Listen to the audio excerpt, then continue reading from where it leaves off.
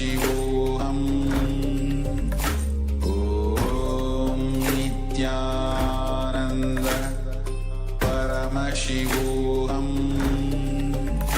Om Nityananda Paramashivoham Om Nityananda Paramashivoham Om Nityananda Paramashivoham Om Nityananda Paramashivoham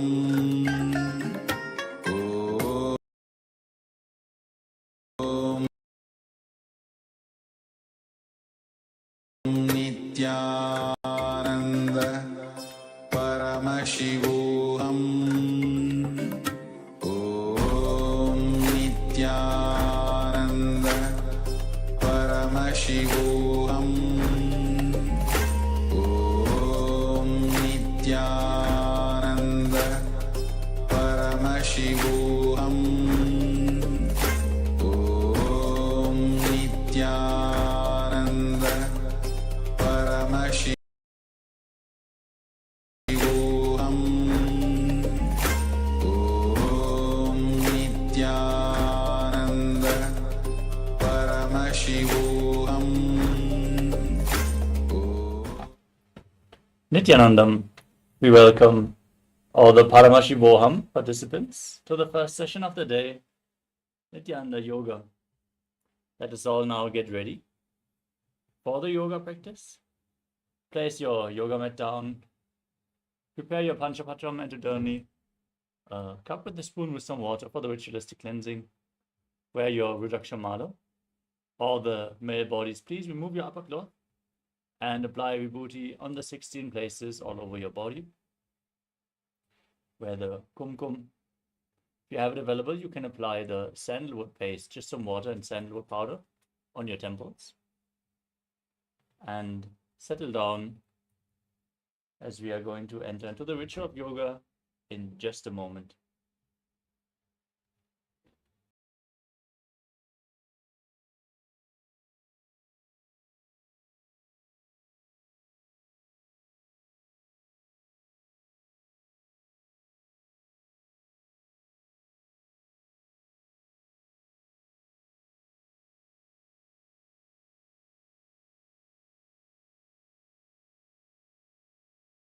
So now that we are all settled down, let us open this session with a Sadguru Vandanam. Sit straight with your head, neck, and spine in a straight line. Join your hands in Namaskara Mudra in front of the heart center. Close your eyes. Visualize Swamiji in your inner space and chant along. Nityanandam Paramasukadam Kevalam Jnanamurtim Dvandvatitam Gaganasadrusham Tattvamasyadiraksham Ekam Nityam Vimalamachalam Sarvadhi Sakshi Bhutam Bhavatitam Trigunarahitam Sadgurum Tam Namami. Next, you will chant the Shiva Mula mantra, Om Ham Haum Shivaya Namaha, 11 times internally. Om Ham Haum Shivaya Namaha. Om Ham Haum Shivaya Namaha. Om Ham Haum Shivaya Namaha. Om Ham Haum Shivaya Namaha. Om Ham Haum Shivaya Namaha. Om Ham Haum Shivaya Namaha. Om Ham Haum Shivaya Namaha. Om Ham Haum Shivaya Namaha. Om Ham Haum Shivaya Namaha. Om Ham Haum Shivaya Namaha. Om Ham Haum Shivaya Namaha. Om Ham Haum Shivaya Namaha. Next up is the Tattvachamanam, the ritualistic cleansing. Now take your Panchapatram and Udani. Keep your right hand in the Gokarna Mudra, in the shape of a cow's ear. Take one Udani, 1 spoon of water, and pour it into your right palm. Each time the word Swadha is chanted, sip the water from the bottom of your palm and take another Udani of water as we are going to repeat the process twice. Om Atmatattvam Shodhayami Svadha. Om Vidyatattvam Shodhayami Svadha. Om Shivatattvam Shodhayami Svadha. Now wash your right hand with the water from the Panchapatam and wipe your lips twice with the bottom of your right thumb as we chant. Om Ham Hridayaya Namaha. Wash your hand again. With index, middle and ring fingers joined together, touch above the upper lip and below the lower lip. Wash your hand again. With index finger and thumb joined together, touch your right nostril and your left nostril. With ring finger and thumb, touch your right eye, your left eye, your right ear, and your left ear.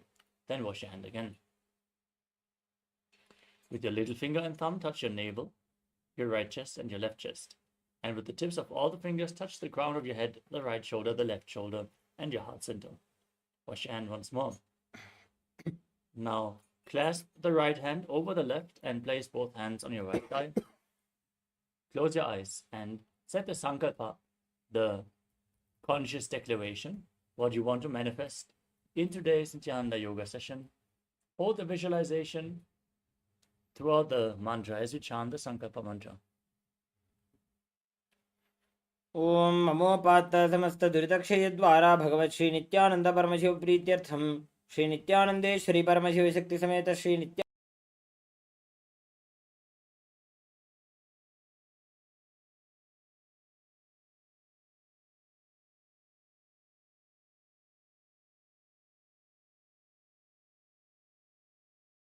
Nandeshwara Paramashiva Prityartham Cha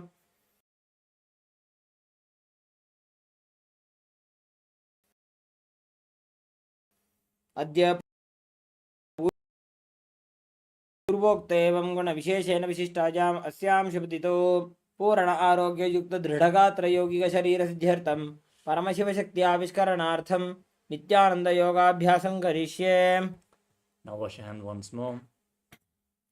Om Apaupasprisya.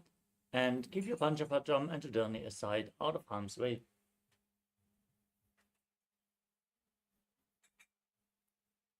Let us now briefly cover the 12 components of KAILASA's Nityananda Yoga, preparing our being for Paramashivatva.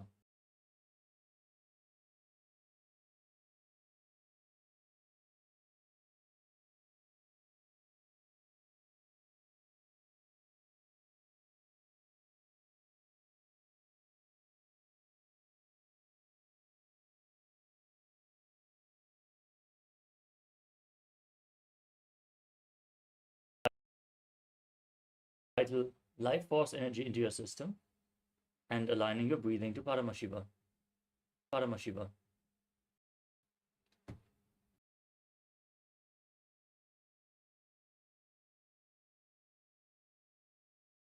Mudra, the energy circuits which align your nadis, your energy channels, and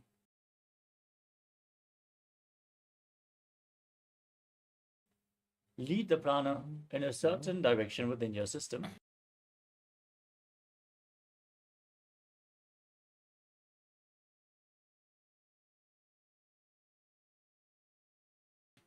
Activating the non-mechanical parts of the brain, aligning your intra-organs to Paramashiva.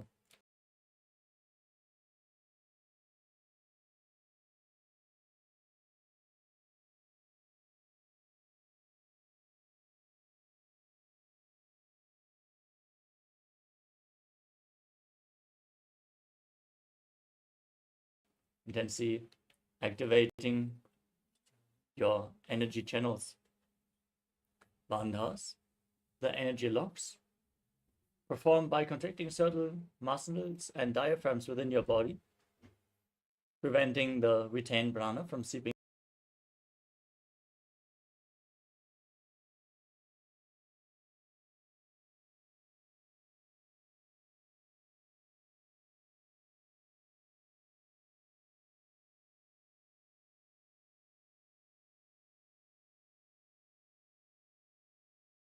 the bandha, the abdominal lock, as you pull your stomach in and out.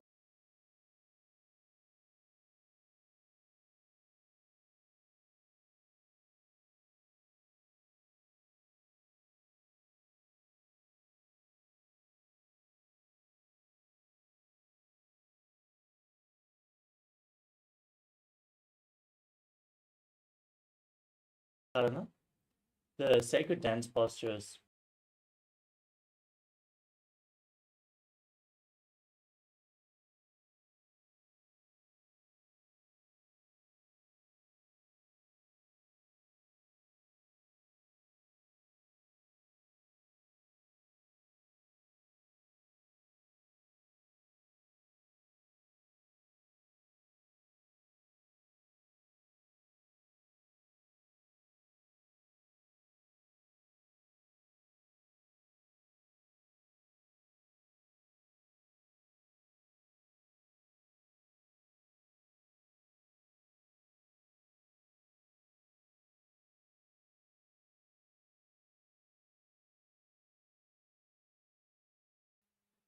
Visualization.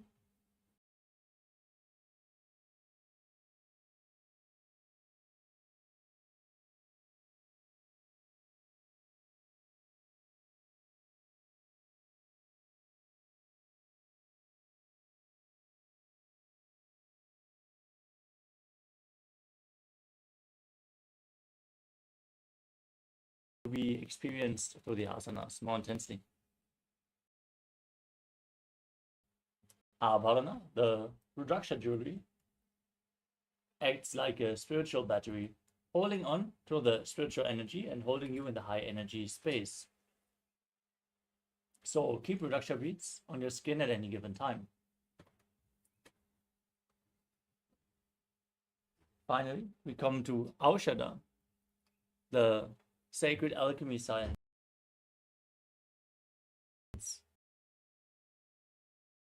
Apply alchemy products like Vibhuti and Kumkum, the sandalwood paste, Jnananjana, and various other Aushadas as prepared by the Supreme Pontiff of Hinduism during the yoga practice to infuse prana into your system through the skin. With this, we covered the components of KAILASA Nityananda Yoga. If you struggle in performing any of the asanas, make sure you perform the other components even more intensely. Align your breathing, intensely engage the bandhas, hold the visualization, and experience the benefits of 12 components of yoga. Let us now move into the first asana of the sequence, which is Sukhasana. Now, sit straight with your head, neck, and spine in a straight line. Place your hands on top of the knees in Bindu Mudra. Engage all the bandhas, Mahamudra Bandha. As you visualize Lord Shiva in your inner space, breathe in Samana Kumbhaka. Inhale deeply into your stomach and hold your breath. Visualize that a flame is being kindled in your stomach and rising up your spine. As you internally chant the japa Soham. तत्सुखासनमित्युक्तमशक्तस्तत्समाचरेत् आसनं विजितं येन चितं तेन जगत्त्रयम्. Next up is Parvatasana. Now place your feet on top of the opposite thighs in Padmasana and raise your arms up above your head in Anjali Mudra, keeping your elbows straight. Now engage all the bandhas and visualize yourself as Mount Kailash. अथ वक्षे महादेव पर्वतासनमङ्गलं यत्कृत्वा स्थिररूपी स्यात् षट्चक्रादिविलोपनम्. Next up is Halipavasana. Bring the soles of your feet together and extend your feet out in front. Interlock your fingers behind your back in Padasha Mudra. As you lean forward and down, placing your forehead on the ground behind the heels. Gaze to your nose, visualize Swamiji and engage all the bandhas. पूर्वविधियाहू मे जानो उभयपकदली सम्पुटठानो. Next up is Nagipavasana. As you keep the soles of the feet together, extend your arms out in front. Cup your palms, place them on the ground, and place your forehead down on the ground behind your heels. Gaze to your nose and visualize yourself as a snake. पूर्वविधिपर्यागाने नीचौ वीकहु निफनास्यौ लगाई. Next up is Kokilasana. Now, hold onto the big toes in Prana Mudra with index and middle fingers as you extend the legs out in front, and then cross them into Padmasana. Lean forward and down, still holding onto the big toes as you place your elbows on the ground and engage all three bandhas, Mahamudra Bandha, root lock, stomach lock, and throat lock, while visualizing yourself as a bird. अथान्यदासनं वक्षे येन सिद्धो भवेन्नरः अकस्मात् वायुसञ्चारं कोकिलाख्यासनेन च. Next up is Niti Asana. Now place one ankle on top of the opposite knee and the other ankle below the opposite knee. As you gaze to your nose, hold onto opposite elbows and start rotating your arms in a circle. Engage all three bandhas, visualize Swamiji, and after some time, change the direction of the movement. गूढ़ा बामा पादगी आशमाहिली सोज दशचरणको वारलो तापरिगुल्फ समोय. The next asana is Gajasana. Now place your hands flat on the mat and raise your hips up high, scooping your head forward and down again and again. Engage Uddiyana Bandha, the stomach lock, and Mula Bandha, the root lock, as you visualize yourself as an elephant. निब्जं पादाग्रे भूमौ कृत्वा लम्बी भूयामस्तकाग्रे निधाय. From the same posture, now press one heel down to the ground while lifting the other heel up. Alternate again and again. Engage Uddiyana Bandha and Mula Bandha and visualize yourself as a bear in Vrikshasana. एकैकं पादमाकुञ्च गजासनं कुर्यात् वृक्षासनं भवति. Next up is Vaishyasana. Now rise up. Stand on the tips of the big toes if you can. Bring your index, middle, and ring fingers to the heart center in Shuddhaya Mudra. As you visualize Swamiji in your inner space, perform Uddiyana Bandha and Mula Bandha. केशेन पादयुगलं बद्ध्वादिष्टे तदोमुखः अथवा ईशावक्षे यत्कृत्वा सत्यवान् भवेत्. Next up is the Urdhva Janukarana. Now stand in Arimandi posture, heels together, toes pointing outwards and your knees bent. Bring your hands to the chest and raise one knee up along the center of your body in a circular motion. Follow along with the respective hand and repeat the movement again and again.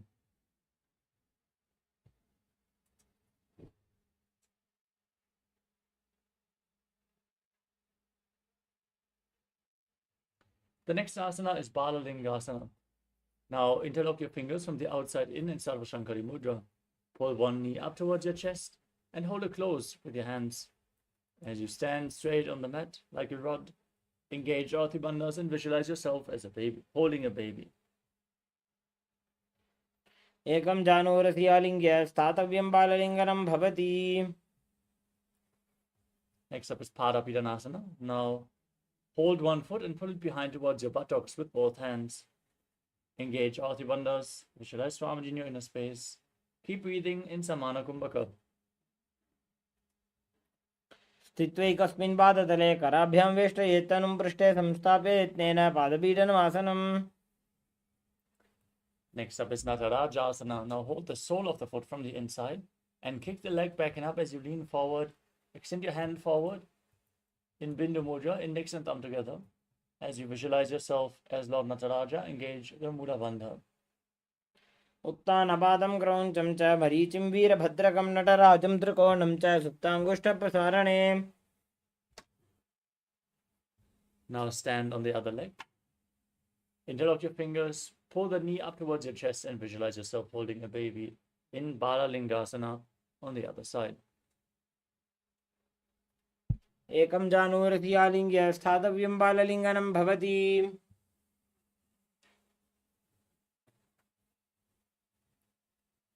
Now repeat Parapidanasana on the other side. Hold the foot behind towards your buttocks.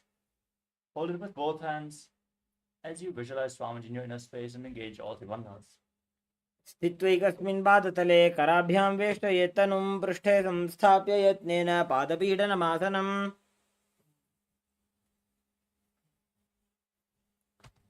Now repeat Natarajasana on the other side.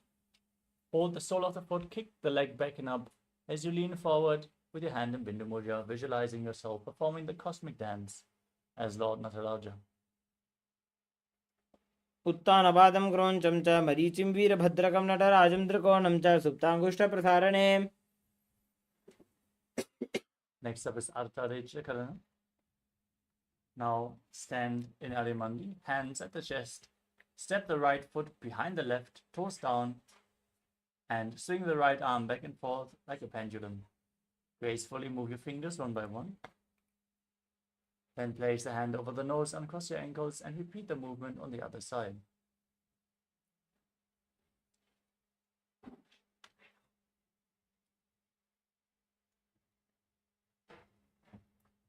Next up is the skeleton dance. Now visualize yourself as a skeleton as you shake your body intensely. Hold the visualization of your bone structure and shake your body widely.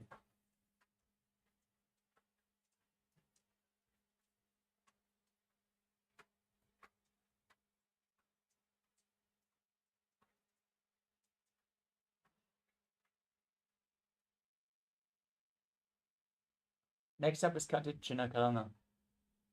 From Arimandi position, now cross your arms above your head with the fingers, the palms facing backwards. Now twist your body to one side, open up your palms wide above your head, cross them again to the center, and repeat the movement again and again on both sides.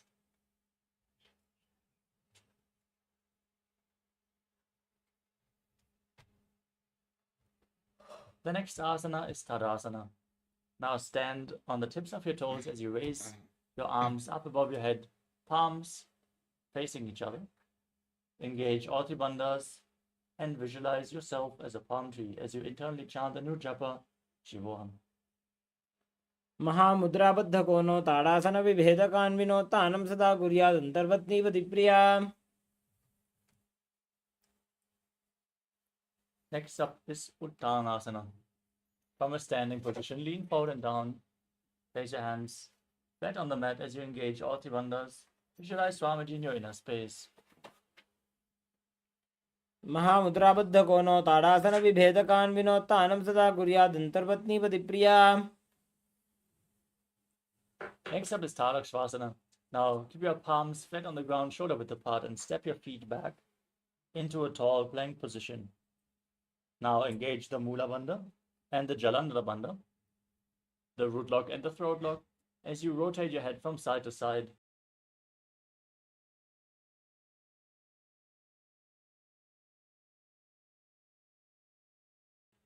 Visualize Swamiji in your inner space.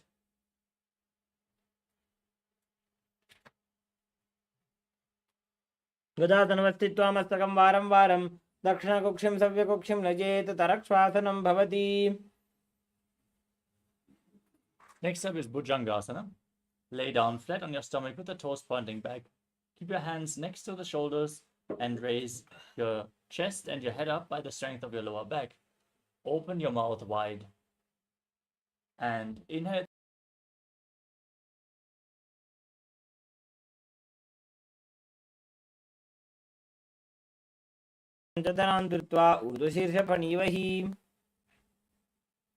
Next up is Shashasana. Now push your body up into a plank position.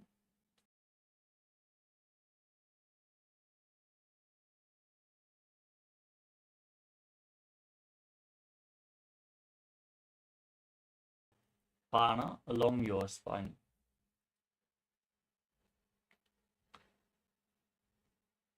गजासन संस्थितो जानुद्वयमाकुञ्च वारं वारं कर्तव्यं शशासनं भवति.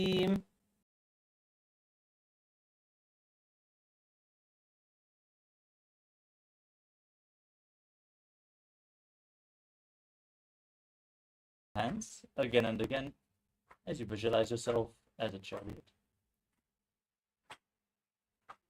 गजासन संस्थितो एकैकं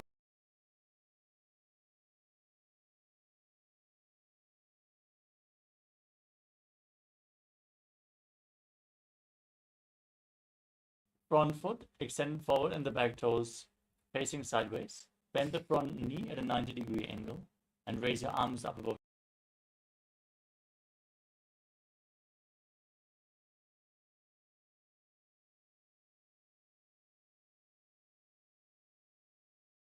ऊर्ध्वकुक्कुटमेव च अष्टावक्रमथोत्थानं मयूरं सेतुबन्धनम्.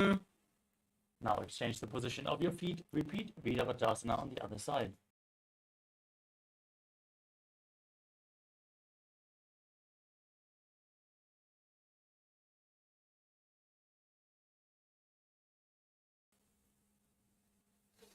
Next up is Vrikshasana. Now stand on one leg as you lift the other foot towards the inner opposite thigh.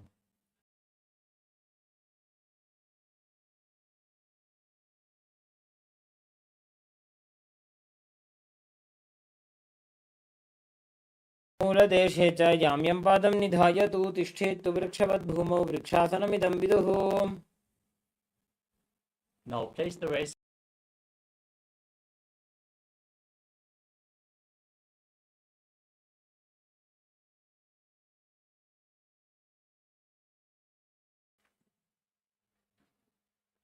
गरुडासनमावक्ष्य येन ध्यानं स्थिरं भवेत्.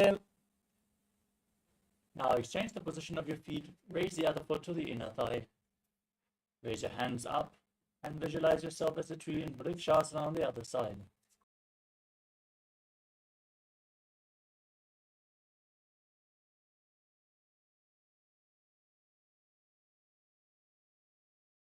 The opposite thigh. Keep your hands in Namaskara Mudra in front of your chest as you visualize yourself as Lord Garuda. गरुडासनमावक्ष्य येन ध्यानं स्थिरं भवेत् सर्वदोषाद् विनिर्मुक्तः.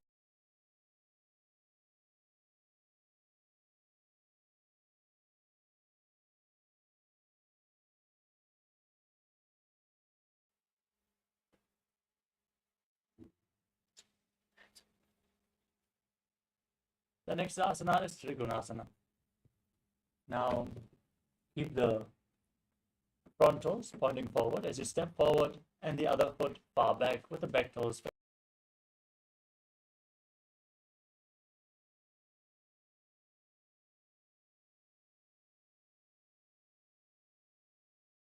along the arm as you visualize yourself as a triangle.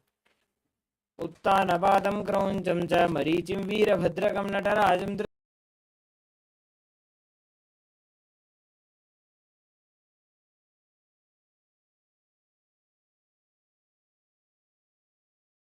So now on the other side.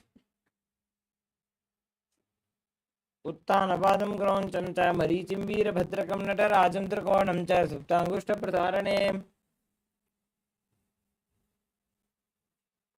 Next up is Nikutaka Karana.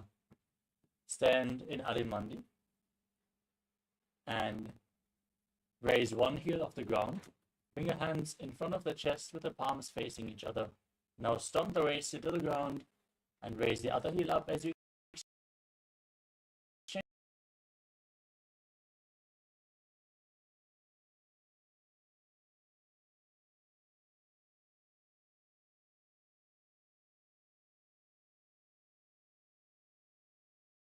the position of your hands again and again.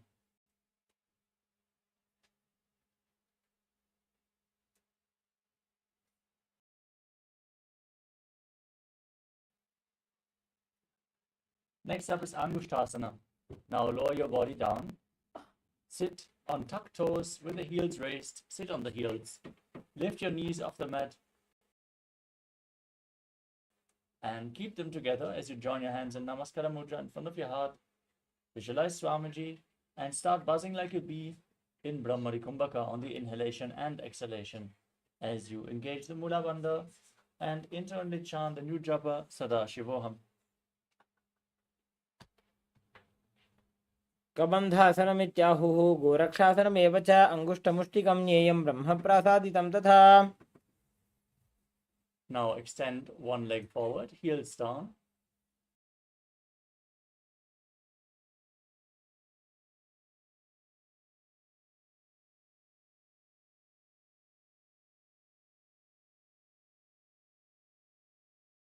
स्थाप्यत्वेकपादकम्. Now lean forward and down, hold on to the big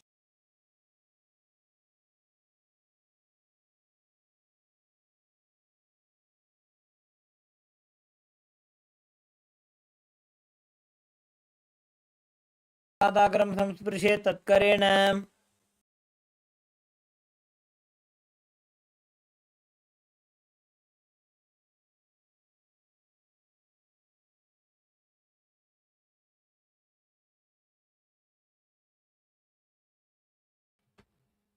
प्रसाद्य एकं पादतलं संस्थाप्य त्वेकपादकम्.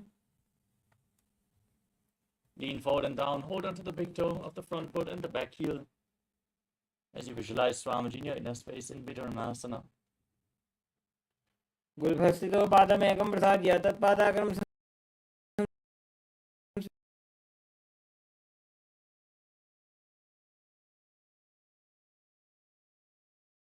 स्पृशेत् तत्करेण. Next up is Brahmajankushasana. Now step both feet in and sit on the raised heels. Keep your knees apart and place the back of your hands on the knees. As you gaze through the gap between the palms, tilt your head down in Jalandhara Bandha. Keep your eyes open wide in Shambhavi Mudra, unblinking, actually gazing within.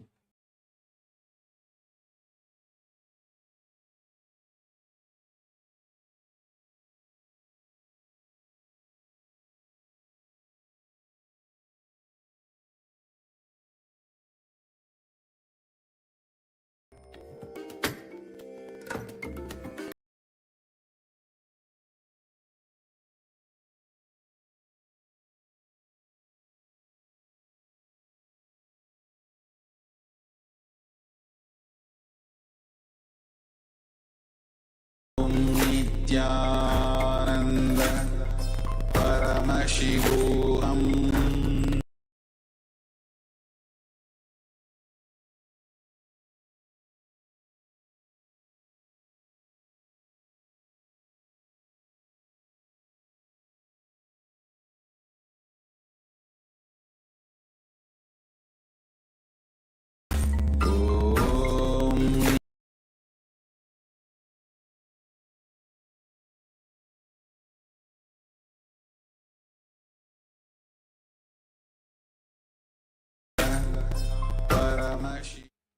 Yes, sorry for the technical glitch.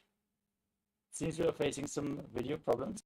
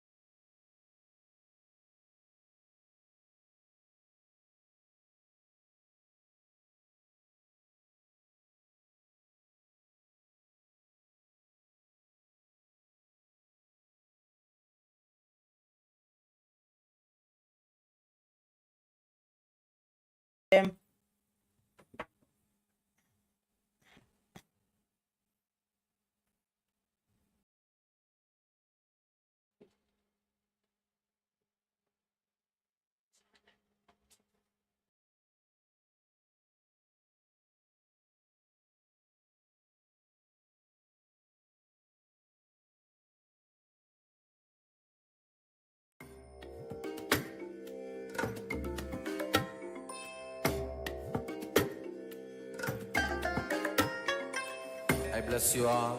Let you all open all your three eyes and manifest the powers of Mahasadashiva. ॐ नित्यानन्द परमशिवोऽहम् ॐ नित्यानन्द परमशिवोऽहम् ॐ नित्यानन्द परमशिवोऽहम् ॐ नित्यानन्द परमशिवोऽहम् ॐ नित्यानन्द परमशिवोऽहम् ॐ नित्यानन्द परमशिवोऽहम् ॐ Nityanand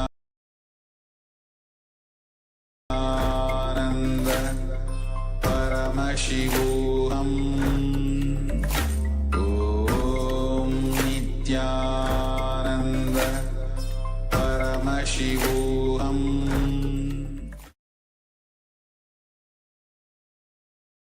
Yes, sorry for the technical glitch. We hope that all the technical issues are complete now? Please let us know in the Zoom chat. If you're facing any video lag, let us now continue with the next asana of the sequence, which is Suryasana. Now, tuck your toes, bring the soles of the feet together, and raise your knees off the mat as you split them wide. Join your thumbs and little fingers in Padma Mudra as you open up your palms, resembling a lotus flower. Raise your arms up above your head, gaze through the gap between the palms, engage Uddiyana Bandha and Mula Kumbhaka. एड़ी दो गुदा तरियाणे फना पानी बैठक पुनिठाने गोड़ा जंगा अधर करी रहे आड़े वाम ऐसी विधि कहे. Next up is Mandukasana. Now place your knees on the ground and the top of the feet flat as you sit on the heels. Keep your hands on the knees, gaze up towards your third eye, visualize yourself as a frog as you press your frog tongue against the palate of your mouth in Manduki Mudra, catching the nectar of immortality. Form the Mula Bandha and breathe calmly through your nose in Sahadra Kumbhaka. पादतलो पृष्ठदेशे अंगुष्ठे द्वे च संस्पृशे जानुयुग्मं पुरस्कृत्य साधयेन् मण्डूकासनम्. Next up is Uttana Mandukasana. From the same posture, now bring the hands behind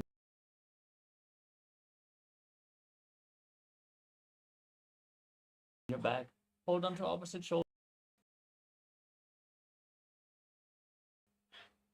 Gaze to your third eye. Visualize yourself as a frog. Keep your tongue up in Manduki Mudra and perform Uddiyana Bandha and Mula Bandha.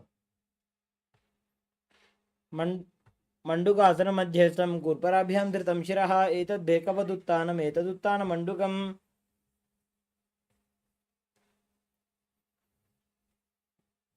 Next up is Simhasana. Now cross your ankles and sit on your feet. As you gaze to your nose, visualize yourself as a lion. Stick your tongue out and exhale forcefully again and again as you perform the Mula Bandha.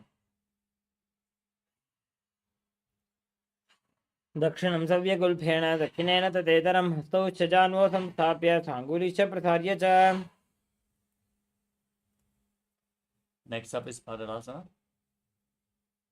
As you sit with the feet flat, toes pointing backwards, the knees open wide, cross your arms behind your back and hold on to opposite big toes with your hands in Prana Mudra. Now visualize Swamiji in your inner space, tuck your chin to the chest and return to buzzing like a bee in Brahmari Kumbhaka in Bhadrasana.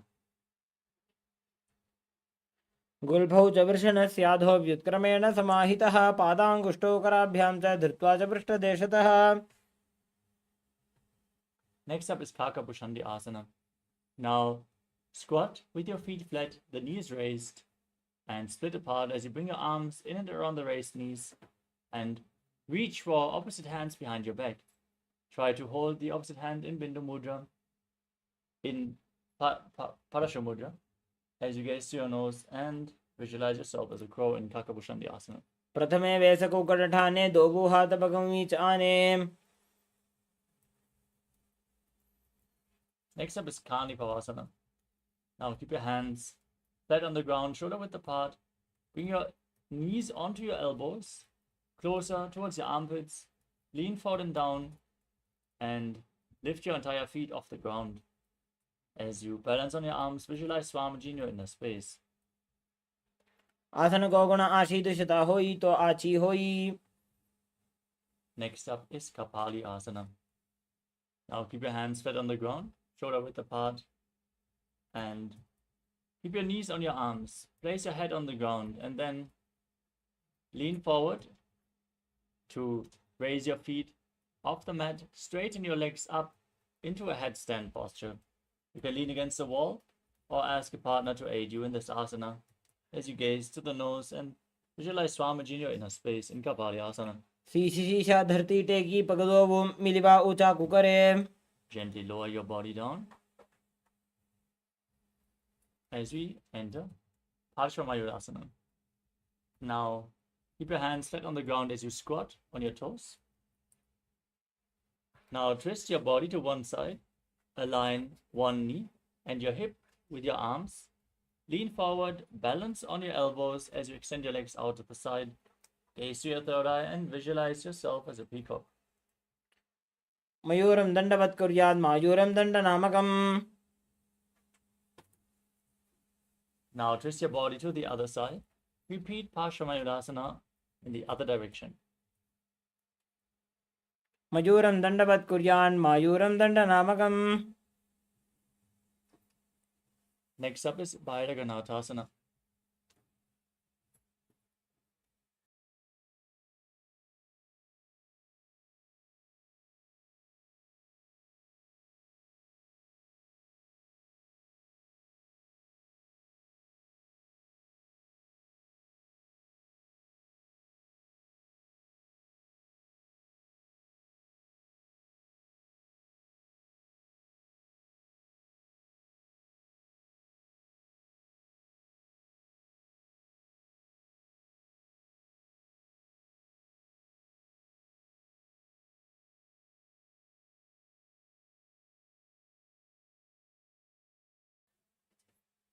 As you keep your hands flat in a plank position, step one foot in between the two hands and gaze up towards your third eye.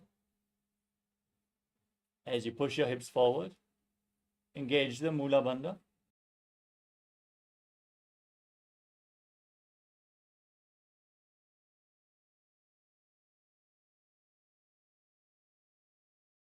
Between the two hands and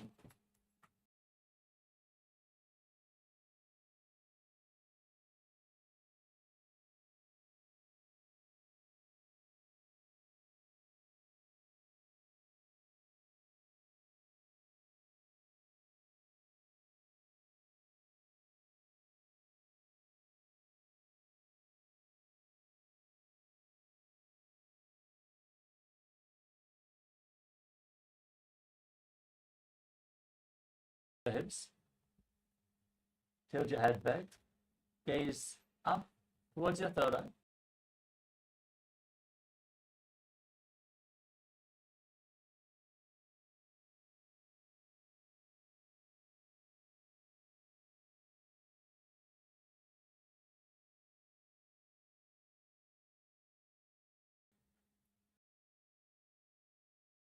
From the plank position, now rotate your body so one arm is raised up towards the sky. Gaze up along your arm as you visualize yourself as Sage Vashishta. ऊर्ध्व कुक्कुटवासिष्ठ मरीचिहल मत्स्यकं परिवृत्तिं चोदरस्य विविधं धनुरासनम्. Now twist your body in the opposite direction. Repeat Vashishtasana on the other side. ऊर्ध्व कुक्कुटवासिष्ठ मरीचिहल मत्स्यकं परिवृत्तिं चोदरस्य विविधं धनुरासनम्.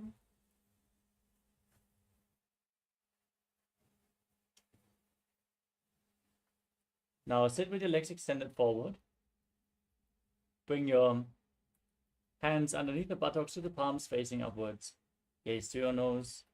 Visualize yourself as Lord Hanuman. Exhale all the way. Engage Jalandhara Bandha and Mula Bandha. And internally chant the new japa Paramashivoham in Anjaneyasana. दोवो करके उभय हथेली कोरबारली मैले भेली. Next up is Paschimottanasana. As you sit with your legs extended, lean forward and down and hold onto the big toes in Prana Mudra. Engage all the bandhas as you visualize Swamiji in your inner space. जानो परिललाटन्तो पश्चिमं ताणमुच्यते येन केन प्रकारेण सुखं धार्यं च जायते.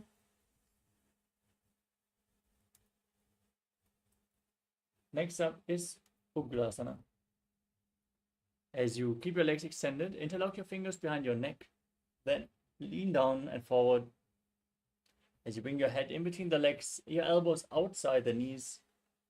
Engage all the bandhas, squeeze your core as you visualize Kali in your inner space in Ugrasana.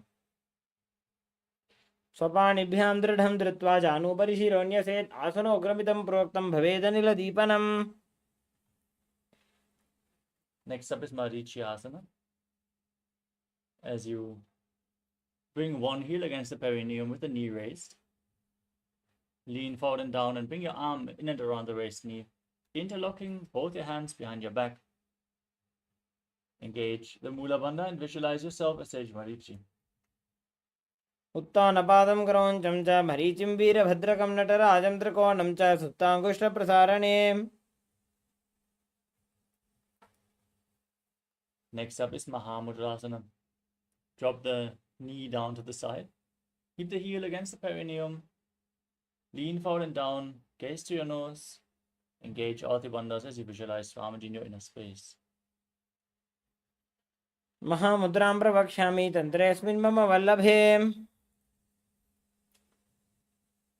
Next up is Marichyasana on the other side. Now bring the other heel against the perineum. Raise the knee. Bring your arm in and around the raised knee as you interlock your fingers behind your back. Visualizing yourself as Sage Marichi. उत्तानपादं क्रौञ्चं च मरीचिं वीरभद्रकं नटराजं त्रिकोणं च सुप्ताङ्गुष्ठप्रसारणे. Next up is Mahamudrasana. On the other side, drop the knee to the side, lean forward and down. Hold onto the front foot with both hands as you gaze to your nose and visualize Swamiji in your inner space. महामुद्रां प्रवक्ष्यामि तन्त्रेऽस्मिन् मम वल्लभे यां प्राप्य सिद्धः सिद्धिं च कपिलाद्याः पुरागताः. Next up is Bhadrasana 2. Now join the soles of the feet in front with the heels against your perineum. Hold the feet firmly with both hands and push your knees down to the mat by the strength of your groin. Gaze up towards your third eye, perform the Mula Bandha and visualize Swamiji in your inner space. गुल्भौ तु वृषणस्यादः श्रीवन्त्याः पार्श्वयोः क्षिपेत् पादपार्श्वे तु पाणिभ्यां दृढं बद्ध्वा सुनिश्चलम्. Next up is Kvalipavasana. Now extend your legs forward. Keep the soles of the feet together and place your hands on the knees. Gaze to your nose, tuck your chin to the chest and contract the perineal floor as you visualize Swamiji in your inner space.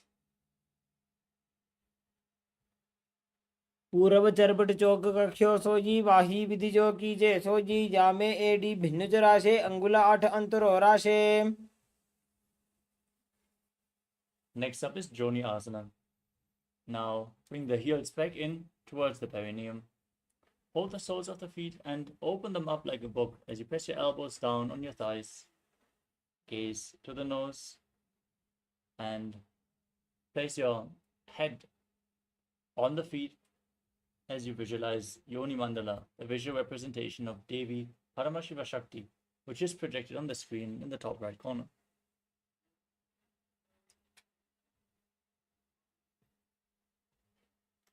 दोगो पगदली संपुट करे AD made के ढिंग दरे. Now again, extend the feet away from the body. Keep the heels together, toes apart. Extend your arms out to the side and lean forward and down as you place your hands flat on the mat. Gaze to your nose as you visualize Swamiji in Midaki Pavasana. पूरब विधि परिपगदली संपुट शोल एडी मिली राशे. Next up is Siddha Samadhi Asana. Bring your feet back in towards the perineum, the toes together and the heels apart, and bring your arms underneath the shins, palms facing upward. Lean forward and down, bring your forehead on the ground in front of the feet as you bring your toes against your throat. Gaze to your nose and visualize Lord Surya in your inner space in Siddha Samadhi Asana. दोगो पगदली संपुट करे सोले मेढ आगा में धरे. Next up is Chinaki Pavasana. Now, keep the heels close to the perineum. Open up the soles like a book as you hold your feet with your hands and press your elbows onto your thighs. Gaze to your nose as you visualize Swamiji in your inner space. दो पगा की AD धरती मगिवा मेढ लगावे. Next up is Charapada Chokasana. Keep the soles of the feet together, heels against the perineum, and then place your hands on the knees and gently push them down towards the ground as you engage Uddiyana Bandha and Mula Bandha, stomach and root lock. Gaze to your third eye and visualize Swamiji. दोगो पगदली संपुट धारे आगा ने करे जा रे पसारे. Next up is Bhairavasana. Keep the soles of the feet together, and now twist your feet so the toes are pointing down and the heels are being raised. Use the support of your hands if needed. Then bring your knees to the ground and place your hands on top in Bindu Mudra with index and thumbs together. As you gaze up towards your third eye, engage Uddiyana Bandha and Mula Bandha and visualize yourself as Lord Kala Bhairava. गुल्फौ सम्पीड्यचान्योन्यं व्युत्क्रमेणोत्थितं शनैः. Next up is Samanasana. Now bring one heel against the perineum and lift the sole of the other foot up against your chest with both hands. Gaze out towards your third eye, visualize Swamiji. Exhale deeply and contract the perineal floor as you hold the breath in the Muladhara chakra in Samanasana. केवलं पादमेकं च स्कन्धे चारोपयेत् ततः. Next up is Apanasana. Now raise one leg over top of the respective shoulder. Extend the opposite leg forward and up. Gaze to your third eye and visualize Swamiji in your inner space. केवलं पादमेकं च स्कन्धे चारोपयेत् ततः. Now press the other heel against the perineum. Lift the sole of the opposite foot against your chest. Repeat Samanasana on the other side. समानासनमावक्षे सिद्धमन्त्रादिसाधनात्. Now repeat Apanasana on the other side. Lift the other leg over top of the shoulder. Extend the leg forward and up as you gaze to your third eye and visualize Swamiji. केवलं पादमेकं च स्कन्धे चारोपयेत् ततः. The next asana is Gomukhasana. Now stack your knees and bring your heels to the outside of opposite hips. Place your hands interlocked on the knees as you gaze to the nose and visualize the face of a cow while you breathe in Siddhkari Kumbhaka. Press your tongue up against the palate of your mouth, hiss through your teeth as you inhale, and internally chant the new japa Om Nityanandoham in Gomukhasana. सव्ये दक्षिणगुल्फं तु पृष्ठपार्श्वे नियोजये दक्षिणे विदधा सव्यं गोमुखं गोमुखं यथा. Now hold on to the big toes in Prana Mudra. As you gaze to your nose, engage Uddiyana Bandha and Mula Bandha and visualize yourself as Rishika Anasuya in Anasuyasana.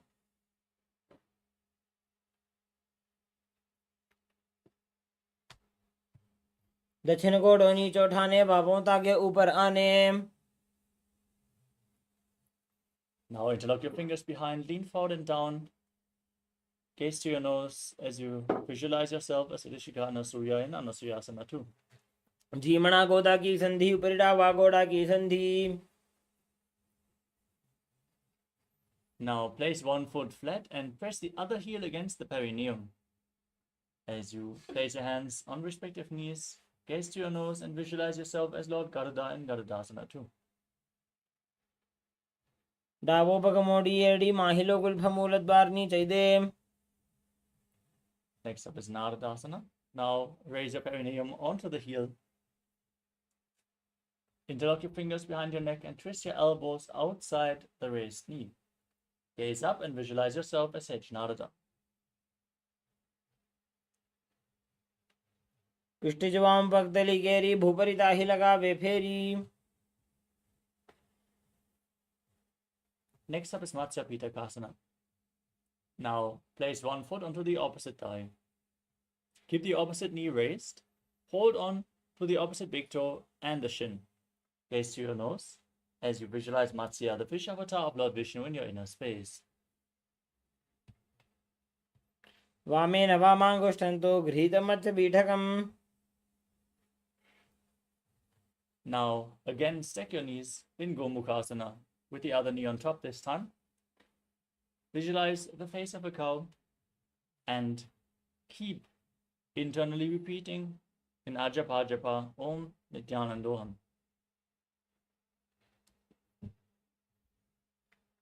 सव्ये दक्षिणगुल्फं तु पृष्ठपार्श्वे नियोजयेत्. Hold on to the big toes and visualize yourself as Rishika Anasuya as you repeat Anasuyasana on the other side. दक्षिण को नीचे उठाने, बाहों ताकि ऊपर आने. Now interlock your fingers behind. Keep holding on to the visualization as you lean forward and down in Anasyasana 2. जीमणा गोदा की संधि, ऊपर डावा गोड़ा की संधि. Now press the other heel against the perineum, opposite foot flat, knee raised, hands on the knees.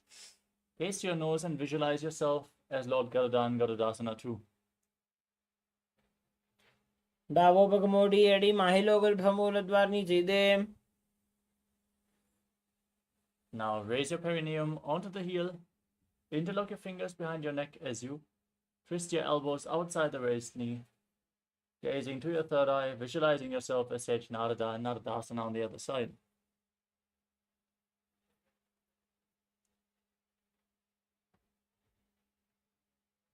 पृष्ठ जुमा पगदली गेरी भूपरिता ही लगा बेफेरी.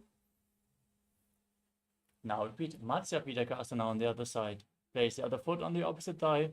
Hold on to the shin and the big toe. As you gaze to your nose and visualize Matsya, the fish avatar of Lord Vishnu. वामेन वामांगुष्ठन्तो गृहीतं मध्य पीठकम्. Next up is Matsyendasana. Now extend your legs forward. Place one foot onto the opposite thigh. Raise the opposite knee and twist your elbow outside the knee. Place the raised hand by the ear and the other hand on the ground behind you. As you gaze up towards your third eye and visualize Sage Matsyendra, the master of Hatha Yoga. उदरं पश्चिमाभासं कृत्वा तिष्ठति यत्ततः. Now extend the front leg down towards the foot. Hold on to the big toe in Prana Mudra. Place the other hand on your respective ear as you twist your spine and gaze back and up towards your third eye, visualizing yourself as a camel in Gobasana.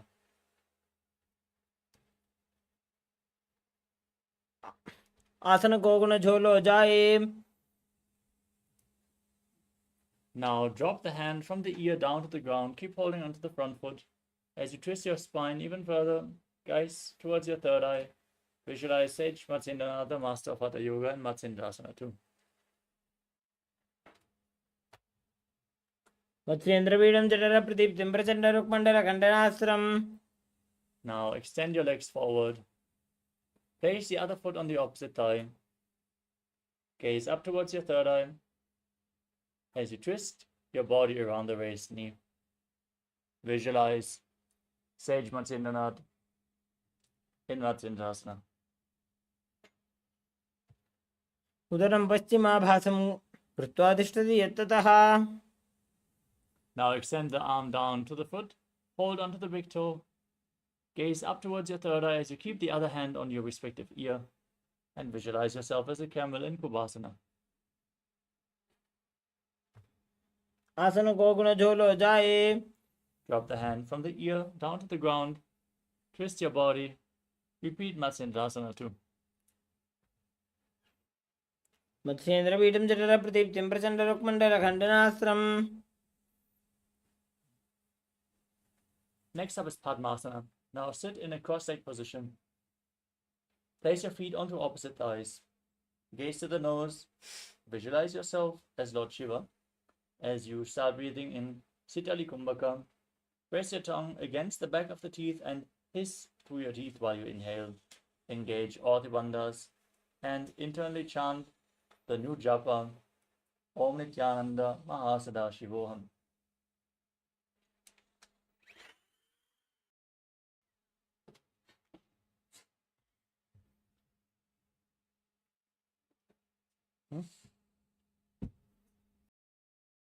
विधं प्रोक्तं पद्मं वज्रासनं तथा.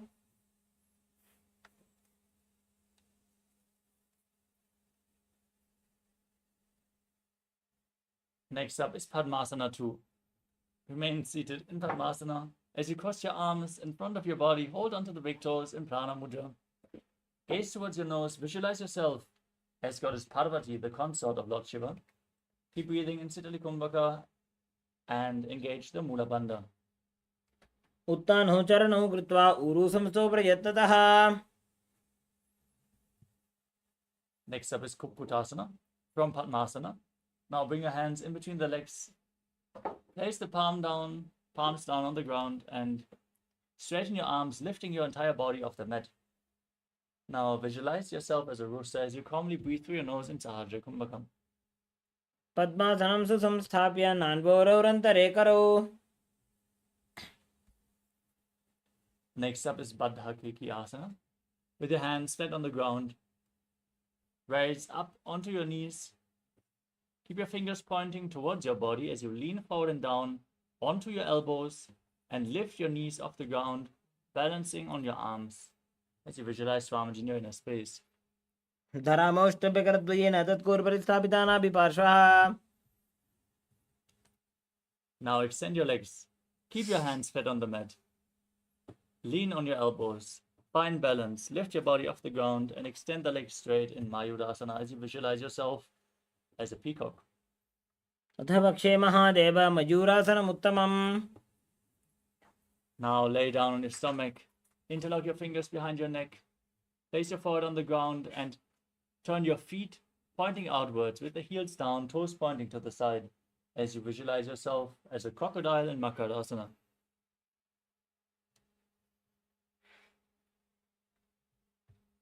अध्यासशेते हृदयं निधाय भूमौ च पादौ च प्रसाद्यमानो. Next up is Shalabhasana. Place your hands on the ground next to your shoulders and raise your legs up off the ground as you visualize yourself as a locust.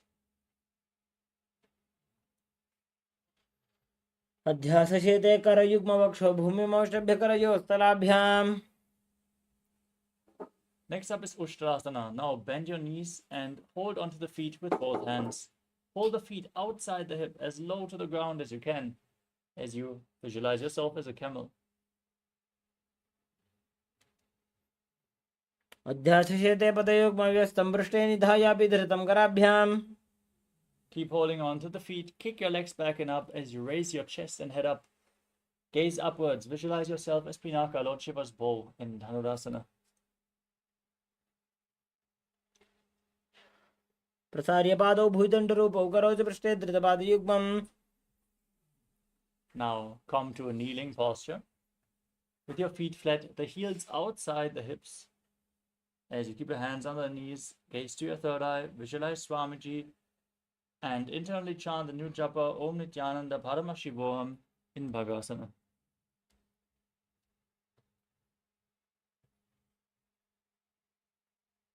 उल्टा मोड़ी पादौ वैसे बहुरो जुगति करे कैसे.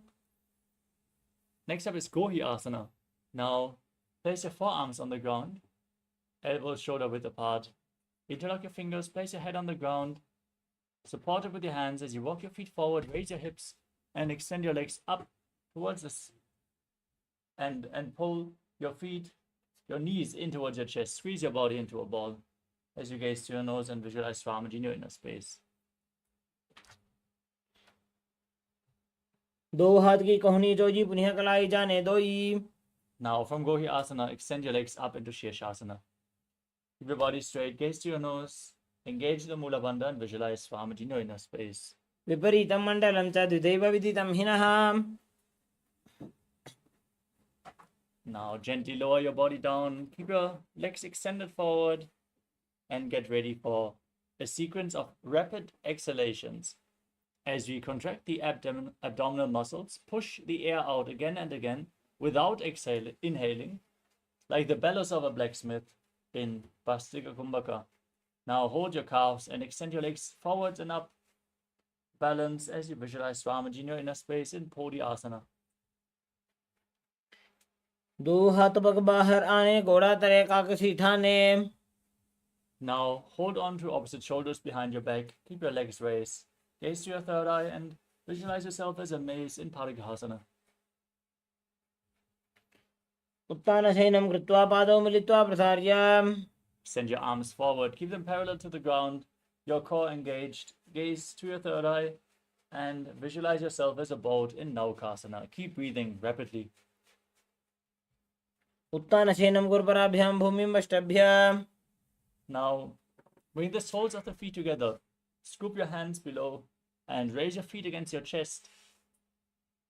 Keep exhaling rapidly as you gaze to your nose and visualize yourself as Lord Ruta in Rudasana.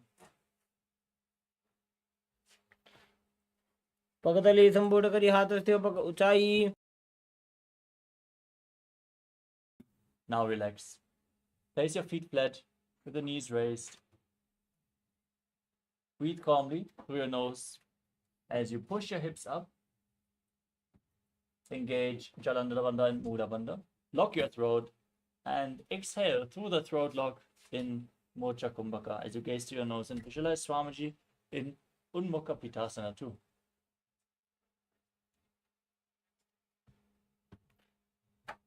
ऊर्ध्वे च जानूनि कृत्वा शवित्वोर्ध्वमुखं तथा. Now lay down flat on your back. Extend your legs. Keep the palms facing upwards next to your hips.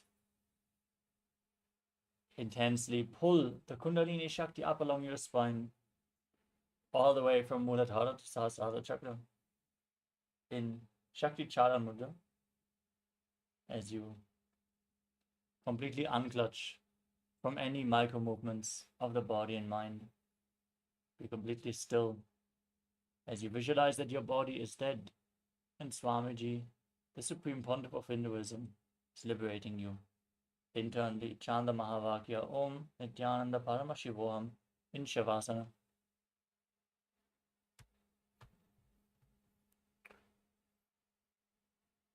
उत्तानं शववद्भूमौ शयनं तुषवासनं शवासनं श्रमहरं चित्तविश्रान्तिकारणम्.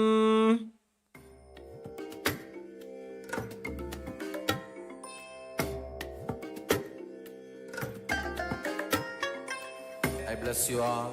Let you all open all your three eyes and manifest the powers of Mahasadashiva. Om Nityananda Paramashivoham. Om Nityananda Paramashivoham. Om Nityananda Paramashivoham. Nityananda Paramashivoham. Om Nityananda Paramashivoham. Om Nityananda Paramashivoham. Om Nityananda Paramashivoham. Om Nityananda Paramashivoham. Om Nityananda Paramashivoham. Om Nityananda Paramashivoham. Om Nityananda Paramashivoham. Om Nityananda Paramashivoham. Om Nityananda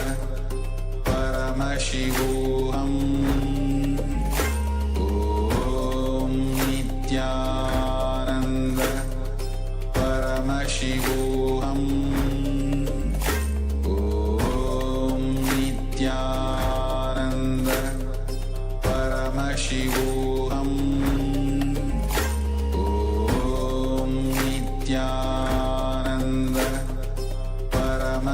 Paramashivoham. Om Nityananda Paramashivoham. Om Nityananda Paramashivoham. Om Nityananda Paramashivoham. Om Nityananda Paramashivoham.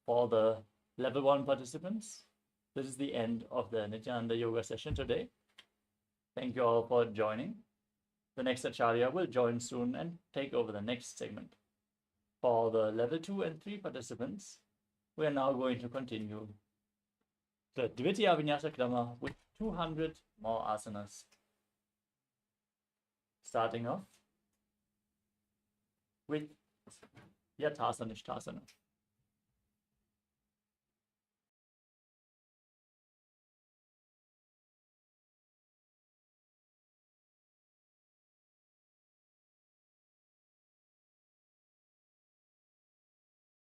Now sit in a comfortable position which brings ease to your physical and mental space. Any position is fine as long as you keep your hands on top of the knees in Bindu Mudra. Visualize Swamiji in your inner space. Breathe in Samana Kumbhaka. Inhale deeply into your stomach and hold your breath, visualizing a flame rising up your spine as you perform the Mula Bandha and internally chant the Mahavakya Om Nityananda Paramashivoham, which is going to be the japa for the remainder of this session.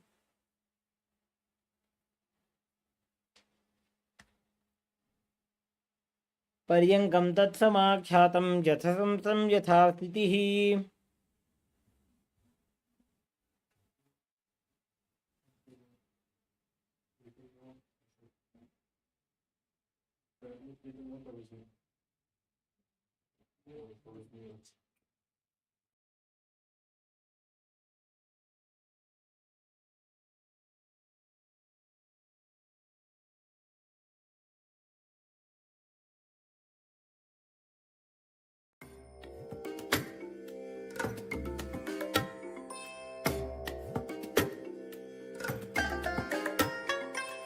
I bless you all. Let you all open all your three eyes and manifest the powers of Mahasadashiva. Om Nityananda Paramashivoham.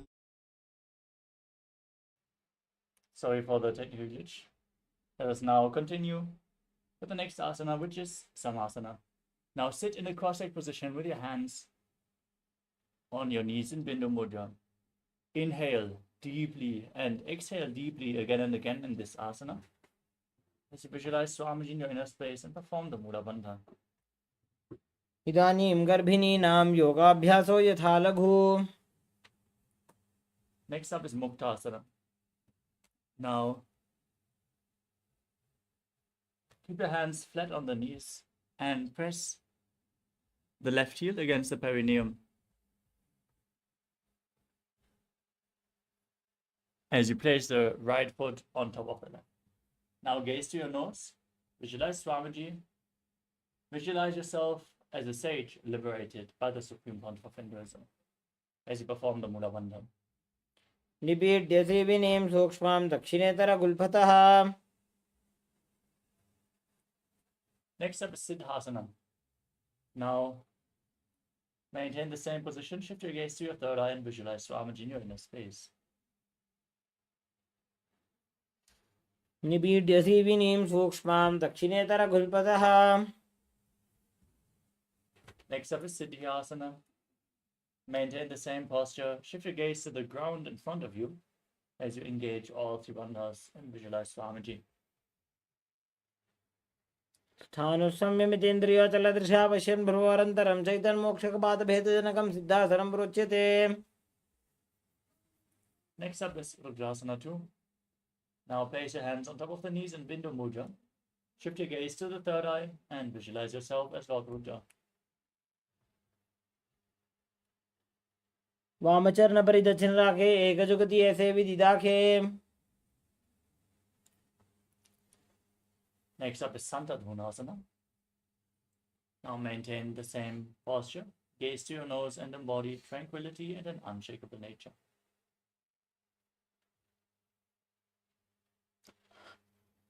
आसन की गुण मन की चंचलता meet. Now cup your palms in front of the navel, resembling a lotus flower in Samputta Mudra, as you visualize Swamiji in your inner space in Siddhasana 2. ऋजुकाय समासीन सिद्धासनमुदीरितं प्रसार्य भूपादौ तु दोर्भ्यामङ्गुष्ठमादरात्. Next up is Bandha Yoni Asana. Maintain your feet in the same posture and set the Sankalpa to manifest with the womb of creation. As you get ready to enter Shanmukhi Mudra, inhale deeply and then close your mouth with ring and little fingers, the nostrils with the middle fingers, the eyes with the index fingers, and your ears with your thumbs. ऋजुकाय समासीन स्वस्तिकं तत्प्रचक्षते. Next up is Virasana. Now place one foot on top of the opposite thigh and the other foot below the opposite thigh. Keep your hands on the knees in Bindu Mudra. Visualize yourself embodying the state and space of bravery, freedom. एकं पादमथैकस्मिन् विन्यस्योरुणि संस्थितः इतरस्मिन् स्थिता चोरं वीरासनमुदीरितम्. Next up is Valmikasana. Maintain the same posture, gaze to your third eye and visualize sage Valmiki, the poet and author of Ramayana. डाबा पग की बगदली पुनी एड़ी है जो ये. Next up is Droni Mudrasana. Now keep your hands flat on the knees. Maintain the same posture, gaze to your nose as you visualize the Yoni Mandala, the visual representation of Devi Paramashiva Shakti. डाबा पग की बगदली पुनी एड़ी है जो ये. Now shift your gaze to your third eye. Maintain the visualization and your body posture otherwise in Yoni Asana. वामपाद की बगदली जाही माहिली core. Next up is Padmasana 3. Now keep the soles of the feet together and interlock your fingers around the toes. Pull your feet in towards your perineum. As you push the knees down to the ground, gaze to your nose and engage Uddiyana Bandha and Mula Bandha as you visualize yourself as Lord Veerabhadra. योन्यासनं पर्वतेन योगं योगफले नीलम्. Next up is Aghorasana. Keep the heels against the perineum and gaze up towards your third eye as you cover your mouth with your right hand. Close the left nostril, inhale through the right, close both nostrils, hold your breath, exhale through the left, and then inhale through the left, hold your breath, and exhale through the right, alternatingly again and again in Abhyanta Kumbhaka. As you press your tongue upwards, lead the tongue along the nasal tract, if you can, in Kechari Mudra, all the way to your third eye, as you visualize yourself as an Aghori. पूर्व को हो भिश्रिका जोई वाही विधि जोगी जैसो जी. Next up is Kanari Pavasana. With your toes together, heels apart, lean forward and down and place your elbows on the heels. Rest your chin on your hands as you gaze to your nose, exhale all the way. Engage Uddiyana Bandha and Mula Bandha as you visualize yourself as a female elephant drinking water in Kanari Pavasana. ग्वाली पाव आसन कक्ष्यो है जैसे Yahoo में जाने विदित से. Next up is Padasana. With your knees raised, the soles of the feet together, bring your arms underneath the legs and interlock them in front of your body as you raise your feet off the ground. Gaze to your nose and visualize Swamiji in your inner space. ततोर्ध्वम्रे च येद्वायुं मृदुनिश्वास संयुतम्. Next up is Gopi Chandasana. As you interlock your fingers around the toes, lift your feet up against your chest, heels against your chest, and the chin down on your hands. As you gaze to the nose, embody the state and space of a king.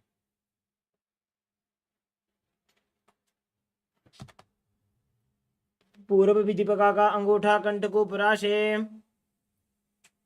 Next up is Uddarasana. Now scoop your hands below the legs and interlock your fingers around the toes as you raise them up in front of your chest. Place your head on the soles of the feet as you gaze to your nose and visualize your body free from any defects.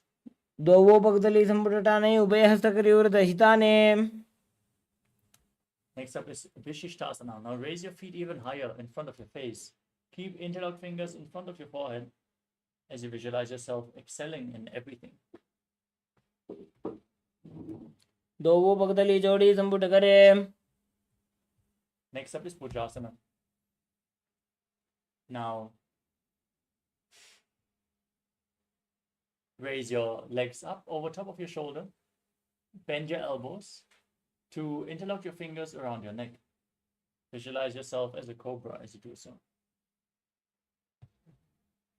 शिरासनं तु विज्ञेयं कक्षासनमतः परं ग्रीवासनं च परमं भुजासनमिहोच्यते. Next up is Kalyanasana. Now with your legs over top of the shoulder, bend your elbows to reach behind your back and interlock your fingers if you can. Gaze to your nose and visualize yourself as a beautiful, auspicious goddess. वामपादं चितेर्मूलं सन्न्यस्य धरणीतले. Next up is Sankatasana. Now stack your knees and place the top of the left foot flat on the mat as you sit on the left heel. Keep the right heel at the left hip. Place your hands on top of opposite knees as you gaze in Vaishnavi Mudra without focusing on any external object. As you visualize yourself as an elegant swan, breathe in Ujjayi Pranayama. Make an ocean-like sound with your mouth. वामपादं चितेर्मूलं सन्न्यस्य धरणीतले. Now bring the left foot outside the hip, sit on the ground as you place both hands on the top knee. Visualize a cow in your inner space and perform Uddiyana Bandha and Mula Bandha and Dhenukasana. अनुषागिनकर पंचडं प्रशीलिन्दकल्यम्नीं. Next up is Machandravasana. Now place the right foot onto the left thigh and the left foot on the right knee. Bring your left arm behind your back and reach for the right thigh. Hold onto the left thigh with the right hand and twist your body. Gaze to your third eye as you visualize Swamiji in your inner space. वामजङ्गपरिदक्षिणटाने वामहस्तपृष्ठीयसाने.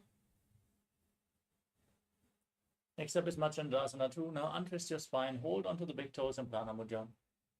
As you lean forward and down, place your forehead on the ground with your navel touching your heels. As you visualize Swamiji in your inner space. प्रथमजी मनोचरण Joji वामजङ्गपरिराखे sooji. Next up is Guru Asana. Now interlock your fingers in Padusha Mudra and place them on the top knee. Engage all the bandhas and visualize Swamiji, your Guru, in Guru Asana. ऊर्मूलैतरपादस्य कनिष्ठिकाप्रदेशगुल्फं संस्थाप्य. Now repeat Sankatasana on the other side. Place your right foot flat on the mat and sit on the right heel as you stack the left knee over top. Keep your hands on opposite knees as you visualize yourself as an elegant swan. वामपादं चितेर्मूलं सन्न्यस्य धरणीतले. Now slide the right heel outside the hip, sit on the ground. Place your hands on the top knee. Engage Uddiyana Bandha and Mula Bandha as you visualize a cow in Dhenukasana. अनुषागिनकर पंचडं प्रशीलिन्दकल्यम्नीं. Now repeat Machandravasana. Place the left foot on the right thigh and the right foot on the left knee. Gaze to your third eye. As you twist your spine, bring your right arm behind, hold on to opposite thighs and twist your body even further as you visualize Swamiji in your inner space. वामजङ्गपरिदक्षिणटाने वामहस्तपृष्ठीयसाने. Now hold on to the big toes and lean forward and down in Machandravasana 2 as you visualize Swamiji. प्रथमजी मनोचरण Joji वामजङ्गपरिराखे sooji. Rise up, interlock your fingers, place them on the top knee as you engage all three bandhas and visualize your Guru Swamiji in Guru Asana. ऊर्मूलेतरपादस्य Kanishka प्रदेशगुल्भं संस्थाप्य. Next up is Pashasana. Now place your feet flat and keep the knees raised against your chest. Hold on to opposite knees with your hands and pull them against your chest. As you gaze to your third eye, visualize Swamiji in your inner space and breathe in Ujjayi Pranayama. पादतले भूमो निधाय जानन्युरुषि निधाय. From the same posture, now hold on to opposite wrists with your hands. Bring your chin down on the knees. Press your tongue up in Kechari Mudra. As you gaze to your nose, visualize Swamiji in your inner space in Bodha Shukrasana. दोबु भगतली भूपरि धरे कोरमा हिलिये से करे. We move on to Kurakatasana. Now bring your arms below the knees and hold on to opposite elbows. Press your tongue up in Kechari Mudra, gaze to your nose and visualize Swamiji in your inner space. दो हाथ पग बाहर लियावे गोड़ा नीचे late हरावे. Now keep holding onto your elbows. Cross the right ankle over the left with the toes pointing upwards. Gaze to your nose as you visualize the great sage and Maharishi Sumati in Sumati Asana. मूलद्वारी धरती परिठाने डावा पग परिदक्षपत आने. Next up is Dandasana. Extend your legs forward. Keep the toes pointing up, knees straight. Interlock your fingers and raise them up above your head with the wrists pointing outwards. Keep your elbows straight and gaze to your nose. As you engage all three bandhas, press your tongue up in Kechari Mudra and visualize Swamiji in your inner space. इदानीं गर्भिणीनां योगाभ्यासो यथा लघु. Next up is Arambhasana. As you keep your legs extended, lean forward and down, hold onto the big toes in Prana Mudra. Bring your head down as low as you can as you start performing Nadi Shodhana. Inhale through one nostril and exhale through the other alternatingly without the support of your hands. Lead the prana along the Kundali. Clean Pida and Pingala, the main nadis, through this practice. Balance your in and exhalation through the nostrils as you visualize Swamiji in your inner space in Arambhasana.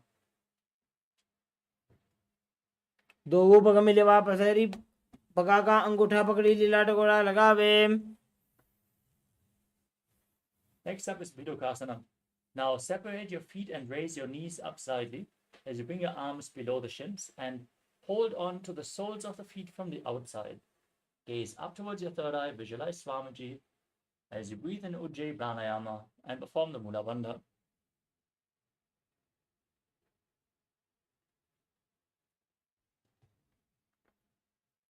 प्रथम बेसी दो पाव पसारी कचकूर्द को कुरडो डारे.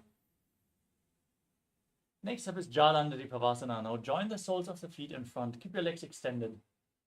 Bring your hands underneath the shins, palms facing up as you place your face on your feet. Gaze to the nose and visualize Swamiji in your inner space.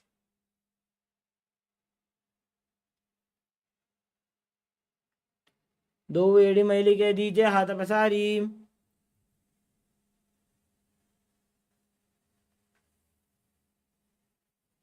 Next up is Urdhva Paschimottanasana. As you keep one leg extended, bring the other leg behind your neck. Lean forward and down. Hold onto the front foot with both hands. As you visualize Swamiji in your inner space, perform the Mula Bandha and breathe in Pratyahara Pranayama, leading the prana from the sole of the foot to the genital region, the navel, the heart, the throat, the palate of the mouth, the center of the eyebrows, the top of the forehead, and the crown of the head in golden light in Urdhva Paschimottanasana. पश्चिमतानवत्संसिं कृत्वा एकं पादं ग्रीवायां धृत्वा तिष्ठेत्. Now lean back with your legs still behind your neck. Hold on to the foot with the opposite hand. As you gaze to your nose, visualize you are infinite, endless, eternal. In Anantasana, as you breathe in Pratyahara Pranayama, उत्तानशयने एकैकम्बायगिरिवायां कुर्वन् Now roll onto the side of the hand which is holding onto the foot. As you rest on the side, gaze to your nose and feel in complete control in Ankushasana.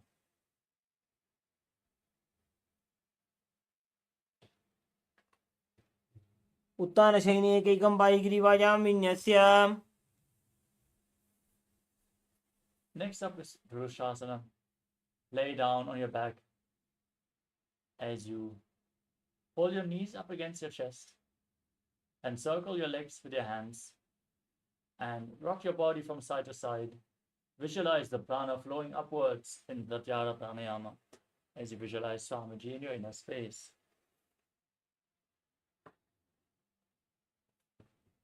उत्तानशयित एकैकम्बादं गिरिवायां कुर्वन्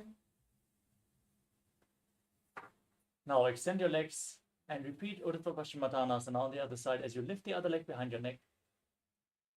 Lean forward and down and hold onto the front foot with both hands, visualizing Swamiji in your inner space and focusing on the upward flowing prana.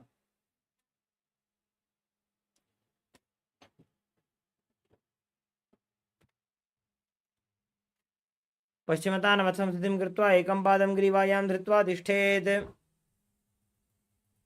Now lean back with your leg behind your neck. Hold onto the foot as you extend the opposite leg forward. Gaze to your nose and visualize yourself being endless in Anantasana. उत्तानशयने एकैकं पायिग्रीवायां कुर्वन् Now roll onto your side. Keep holding onto the foot. Feel in complete control in Ankushasana. उत्तानशयित एकैकं पादं ग्रीवायां कुर्वन् The next asana is Yoga Nidrasana. As you lay on your back, one by one, pull your legs up behind your head. If you can't bring the legs behind your head, you can cross them in front of your body and pull them up, opening up your hips. As you gaze to the nose, visualize Swamiji in your inner space and focus on the upward flowing prana, Pratyahara Pranayama. As you interlock your fingers behind your back. पादाभ्यां वेष्टयेत् कण्ठं हस्ताभ्यां पृष्ठबन्धनम् Next up is Atma Ramasana. Now lay on your back and pull your legs up. Bring your arms in and around the legs and interlock your fingers behind your neck. As you gaze through your nose and visualize Lord Vishnu blessing you from within. आत्मा राम आसन प्रथमसूधो सोवे Next up is Kochikasana. As you lay on your back, extend your arms out to the side and pull your knees up against your chest with the soles facing upwards. Gaze up towards your third eye as you visualize Swamiji in your inner space. द्वौ हाथ सीधा सा करे तेन सोबे सपा करे Next up is the Jatara Parivritti.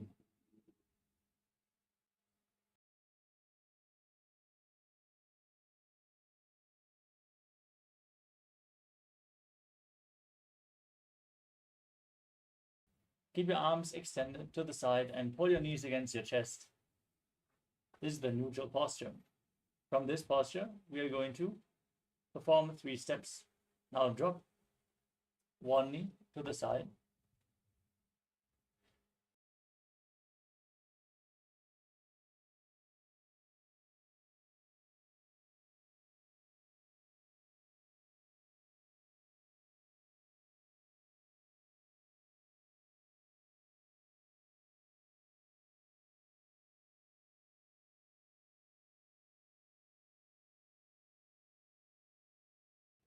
Now bend both knees to the side. This is the second step.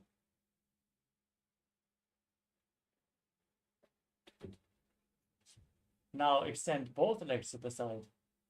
That is the third step.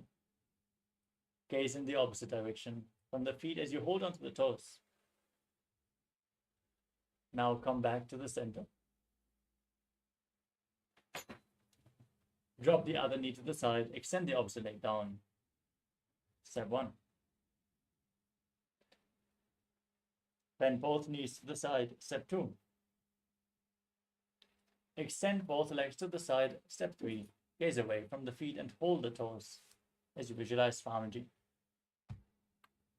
परिवृत्ति कुक्षि भागे त्रिता हि परिकीर्तितः बद्धकोणं सुप्तकोणम् ऊर्ध्वकोणमथापि च.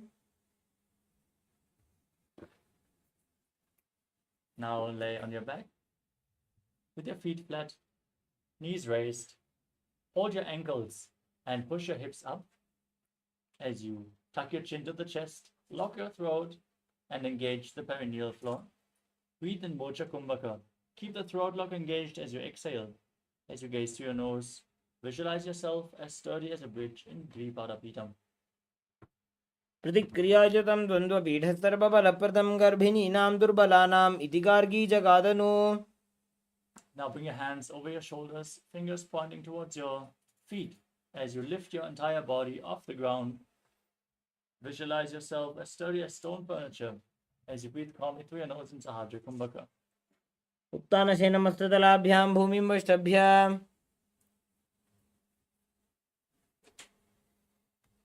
Next up is Shvotanasana. As you lay on your back, place your hands on the respective shoulders and lift your knees against your chest, rotating your hips in a circular motion as you visualize yourself as a dog playfully rolling around on its back. सोत्तानवत्संसदि कृत्वा जानुद्वयं पर्यायेन कर्णयोः संस्पृशेत्. Next up is the Viparita Karani. Keep your arms flat on the mat and raise your legs up, the toes pointing upwards, and then move your hips in a circular motion as you visualize Swamiji in your inner space. शवच्छरीरं संस्थाप्य जानुनी सम्मील्य नाभौ वाणिज्य. Now stop the movement of your legs. Be sturdy in Viparita Karani too as you visualize Swamiji in your inner space. करणी विपरीताख्या सर्वाधिव्याधिनाशिनी नित्यम् अभ्यासयुक्तस्य जाटराग्निविवर्धनी. Next up is Langalasana. Now bring your feet over top of your head, toes down on the ground, and interlock your fingers behind, placing your hands flat on the mat. Now visualize yourself as a plow in Langalasana. नरकासने स्थित्वा नासिकाप्रदेशे भूमौ पादपृष्ठे स्थाप्य. Now hold onto the feet, which are still on the mat above your head. Keep your arms and legs straight in Shaita Paschimottanasana. This is one of the 84 asanas revealed directly by Lord Paramashiva himself. So visualize Paramashiva and internally chant Om Nityananda Paramashivoham. तानं शयित्वात् कुर्वीत शयितपश्चिमतानकम्. Now bring your hips above the shoulder level and then open your legs wide, still holding onto the feet. Now visualize Swamiji in your inner space and breathe in Mudra Kumbhaka in Supta Konasana. परिवृत्ति कुक्षि भागे त्रिधा हि परिकीर्तितः बद्धकोणं सुप्तकोणम् ऊर्ध्वकोणमथापि च. Next up is Chakrasana. Join your feet back together and hold onto your ankles as you roll onto your back. Keep your legs straight and visualize yourself as a chakra over here in Chakrasana. शवासनस्तद्वौ पादौ कुर्यान्मस्तकतः परौ व्युत्क्रमेण ततः शीघ्रम् एतत् सर्वस्य साधनम्. Next up is Supta Prasarita Parangushtasana. Lay down on your back and raise your legs vertically. Hold onto the big toes and Prana Mudra. As you then open your legs wide to the side, visualize Swamiji in your inner space. उत्तानपादं क्रौञ्चं च मरीचिं वीरभद्रकं नटराजं त्रिकोणं च सुप्ताङ्गुष्ठप्रसारणे. Now join your feet back together above your body. Keep your arms and legs straight, holding onto the big toes and Prana Mudra as you visualize Swamiji in Supta Parangushtasana. उत्तानपादं क्रौञ्चं च मरीचिं वीरभद्रकं नटराजं त्रिकोणं च सुप्ताङ्गुष्ठप्रसारणे. Next up is Matsyasana. From Supta Parangushtasana, now cross your legs into Padmasana. Lay down flat on your back as you bring your arms over top of your head and hold on to opposite elbows. Gaze to your nose and visualize Matsya, the fish avatar of Lord Vishnu. मुक्तपद्मासनं कृत्वा उत्तानशयनं चरेत् कूर्पराभ्यां शिरो वेष्ट्या मत्स्यासनं तु रोगः. Next up is Parasharamasana. From the same posture, now place the backside of the right hand onto the left palm, with the palms facing up. As you gaze to the nose, visualize Lord Rama in your inner space. प्रथम करे पद्मासन आछे सुधो सोवे भूपरि पाछे. Next up is Sarvangasana. Now bring your hands to the lower back and then raise your knees and hips up, supporting your body with your hands, elbows on the ground. Keep your legs in Padmasana, gaze to your nose and visualize Swamiji in your inner space in Sarvangasana. अथवा क्षेत्र संक्षेपात् सर्वांगासनम् उत्तमम्. Now lower your body down. Extend your legs and then place one foot onto the opposite thigh. Pull the opposite knee against your chest as you stretch your arms out above your head and hook your fingers forward, gazing up to your third eye and visualizing yourself as a scorpion in Vrishchikasana. कृतनशेन सुधो शीशिकेशिके सन्धि सुदाखे. Now place the other foot on the opposite thigh and repeat Vrishchikasana on the other side. प्रथमशेन सुधो शीशिकेशिके सन्धि सुदाखे. Now lay down flat on your back, extend your legs and interlock your fingers around your neck. As you lift your legs off the mat and alternate pulling them in towards your chest back and forth, visualizing Swamiji and calmly breathing through your nose in Sahajra Kumbhaka, in Vrishabhadakshipasana. प्रथमशेन सुधो शीशिकेशिके सन्धि सुदाखे. Next up is Maruttanasana. Now keep your hands flat on the mat next to your hips and alternate touching your ears with your respective knees, back and forth again and again, visualizing Swamiji in your inner space. उत्तानशेनं कृत्वा अङ्गुलिभ्यः कन्द्रां बद्ध्वा. Next up is Vrikasana. As you lay on your back, now place your feet flat and then stand up and lie back down again and again, visualizing yourself as a wolf, calmly breathing through your nose in Sahajra Kumbhaka. श्रोत्तानवत्संस्थितिः कृत्वा जानुद्वयं पर्यायेन कर्णयोः संस्पृशेत्. Next up is Lutasana. As you lay down on your back, kick your legs up and roll over again and again as you visualize Swamiji in your inner space. Finally, end in a prone position on your stomach. उत्तानशेनं पादौ शिरौ उल्लङ्घ्य. As you lay on your stomach, keep your hands by the shoulders and your toes pointing back. Contract your lips. Make a whistling sound while inhaling like a flute as you visualize yourself as a chariot carrying warriors into a battle for Dharma on your chariot back in Saratasana. युज्यशयनं कृत्वा नाभिं भूमौ निधाय सम्बद्धस्ताभ्यां भूमिमष्टभ्य. Next up is Dehali Ullanganasana. As you keep your hands next to the shoulders, push your body up off the mat into a plank position. Jump your feet in between your hands back and forth as you visualize yourself transcend body and mind.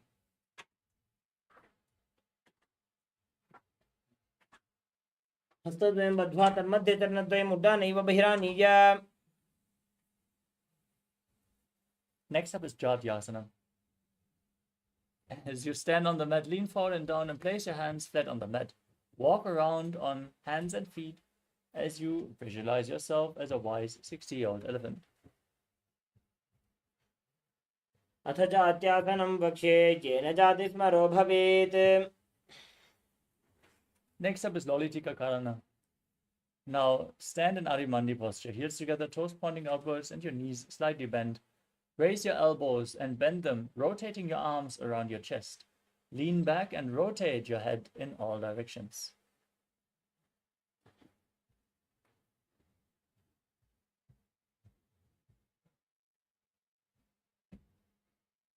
Next up is Sarapasana. Now tie your feet with a rope if you have a rope available. As you keep your arms close to the body.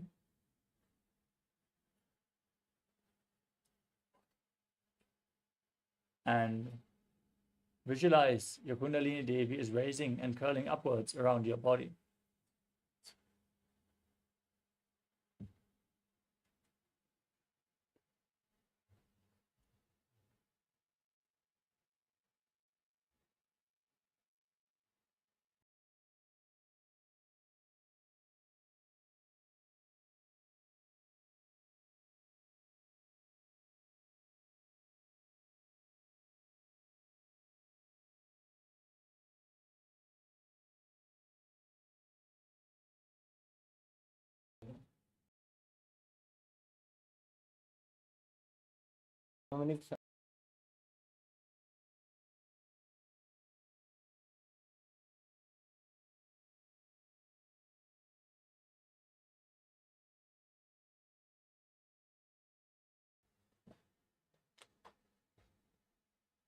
अथ सर्पासनं वक्षे वायुपाणाय केवलम्।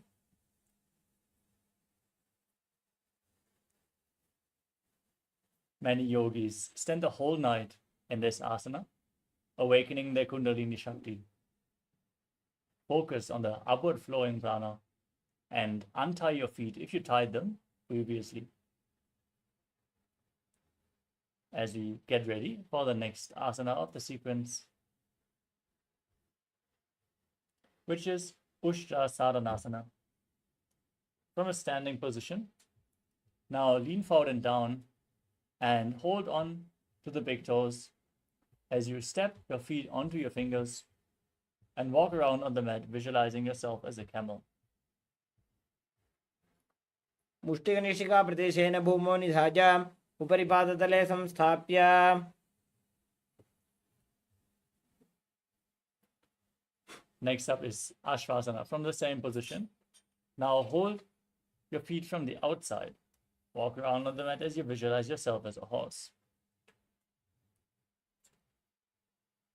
मुष्टिकनिष्ठिका प्रदेशेन भूमौ निधाय उपरि पादतले संस्थाप्य।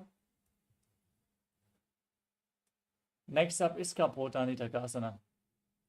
As you keep your feet close together, interlock your fingers behind your back and lean backwards. Tilt your head back. Open up your chest. Pull your fingers towards your calves as you visualize yourself as a soaring bird diving. पादतले भूमौ निधाय पृष्ठभागेन हस्तजङ्घापर्यन्तं नीत्वा। Next up is the Tala Pushpa Pudam Karana. Now stand in Adimandi position and join your hands in Namaskara Mudra in front of the heart. Now bow down to one side, open up your palms and raise the respective heel. Repeat the movement again and again and visualize yourself holding a bouquet of flowers and offering it to Paramashiva.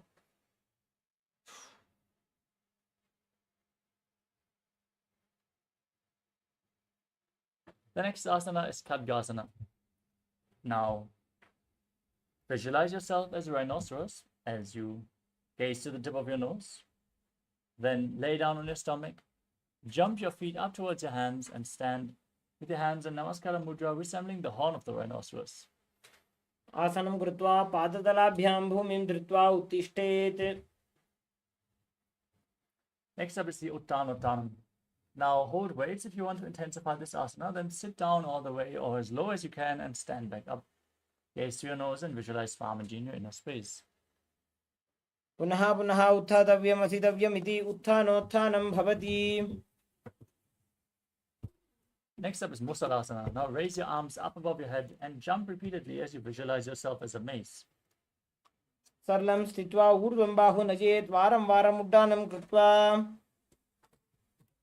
Next up is Utsheshakasana. Now hold one foot and pull it up against your chest as you sit down and stand back up with the other leg, alternating on both sides again and again. As you gaze to your nose and visualize Swamiji in your inner space. एकैकं पादतलं कुक्षौ निधाय तिष्ठेत् उत्शीर्षकं भवति। Next up is Parshvajanu Karana. Now keep the toes of one foot pointing outward and the respective knee bend as you raise the other knee up towards your chest and circle your leg with your arm. Keep the hand in a fist and place the other hand on the respective inner thigh.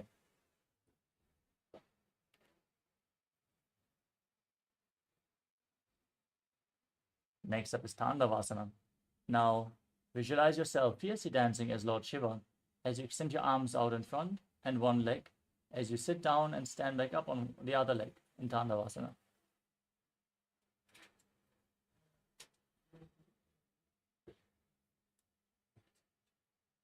एकेन पादेन स्थातव्यं ताण्डवासनं भवति। Next up is Brahmanasana. Now bring the left foot towards the inner opposite thigh. Keep your hands relaxed by the side as you visualize Lord Brahma blessing you from within in Brahmanasana. ब्राह्मणासनमावक्ष्ये यत्कृत्वा ब्राह्मणो भवेत्. Now bring the left foot over and around the right knee and tuck the toes behind the right calf. Join your hands as you bring the left arm below the right and place them in Namaskara Mudra. Visualize yourself as Lord Garuda. उत्तानकूर्मपीठं च सिंहस्गारुडमेव च. Now bring the left foot onto the right thigh. Stand erect on the mat like a rod as you keep your hands at the sides. Visualize Swamiji in your inner space in Ekapadasana. दक्षाङ्घ्रिं वामपादस्य जङ्घोपरि निधाय च. Next up is Dhruvasana, the pole star posture. Now hold on to the left big toe and extend the left leg out to the side. As you quickly rotate on the right leg, visualize yourself as the North Pole star. एकेन हस्तेन दण्डरूपस्य एकस्य पादस्य अग्रं धृत्वा. Next up is Trivikramasana. As you stand erect on the mat like a rod, bring one leg behind your neck and stand tall. Then sit down and stand back up. You can hold on to a solid object for balance if required, as you visualize Lord Vishnu blessing you from within in Trivikramasana.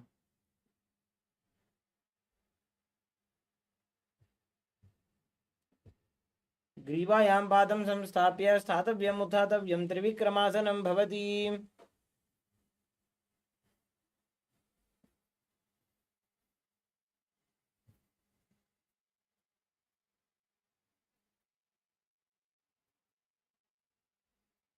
Next up is Parshvajanukarana on the other side. Now pull the other knee towards your chest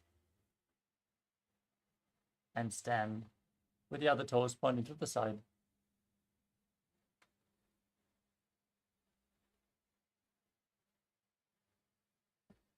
Now visualize yourself fiercely dancing as Lord Shiva as you extend the other leg and both your arms and sit down and stand back up in Tandavasana. एकेन पादेन स्थातव्यं ताण्डवासनं भवति. Now repeat Brahmanasana on the other side. Bring the other foot towards the inner opposite thigh. Stand erect on the mat like a rod. Keep the hands by the side and visualize Lord Brahma. ब्राह्मणासनमावक्ष्ये यत्कृत्वा ब्राह्मणो भवेत्.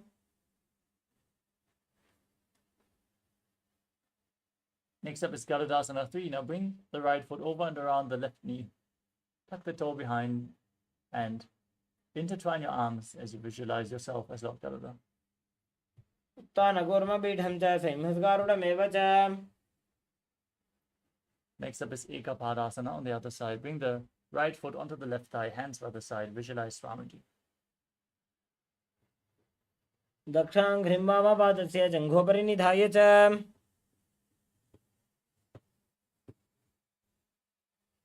Now repeat Dhruvasana, the pole star posture. As you hold onto the right big toe, extend the leg out to the side and rotate quickly on the standing leg, visualizing yourself as the North Pole star. एकेन हस्तेन दण्डरूपस्य एकस्य पादस्य अग्रं धृत्वा. Next up is Trivikramasana on the other side. Now stand erect on the mat and bring the other leg behind your neck, sitting down and standing back up in the 3 steps of Lord Vishnu. ग्रीवायां पादं संस्थाप्य स्थातव्यम् उत्थातव्यं त्रिविक्रमासनं भवति.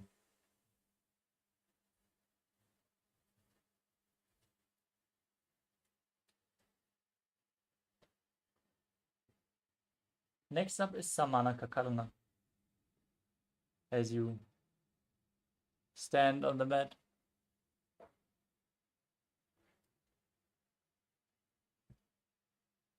keep your heels together, the toes slightly pointing outwards. Your fingers pointing one by one. Relax from this intense sequence of asanas.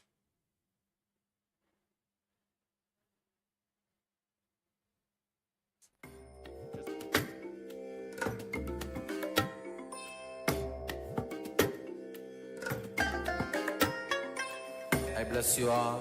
Let you all open all your 3 eyes and manifest the powers of Mahasada Shiva. Yes, with this, we enter into the final 100 asanas of this sequence.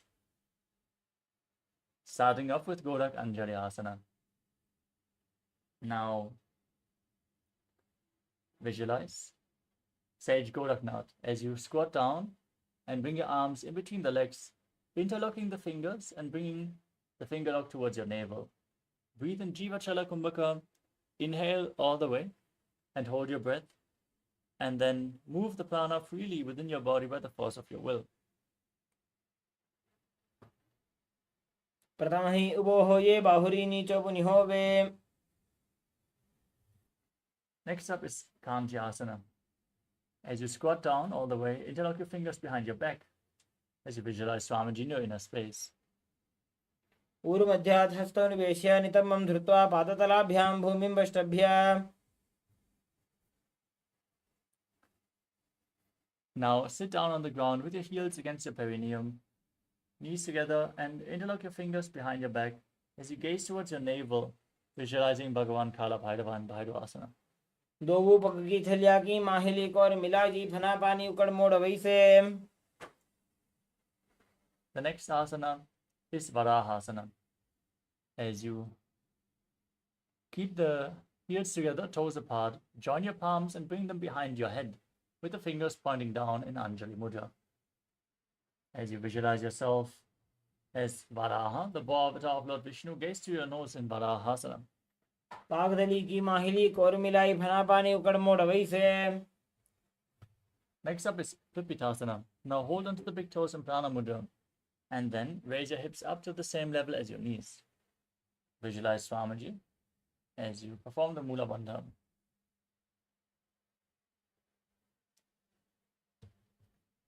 अथ पार्श्वद्वयं मील्य स्थित्वा नितम्बं जानप्रदेश आनीय.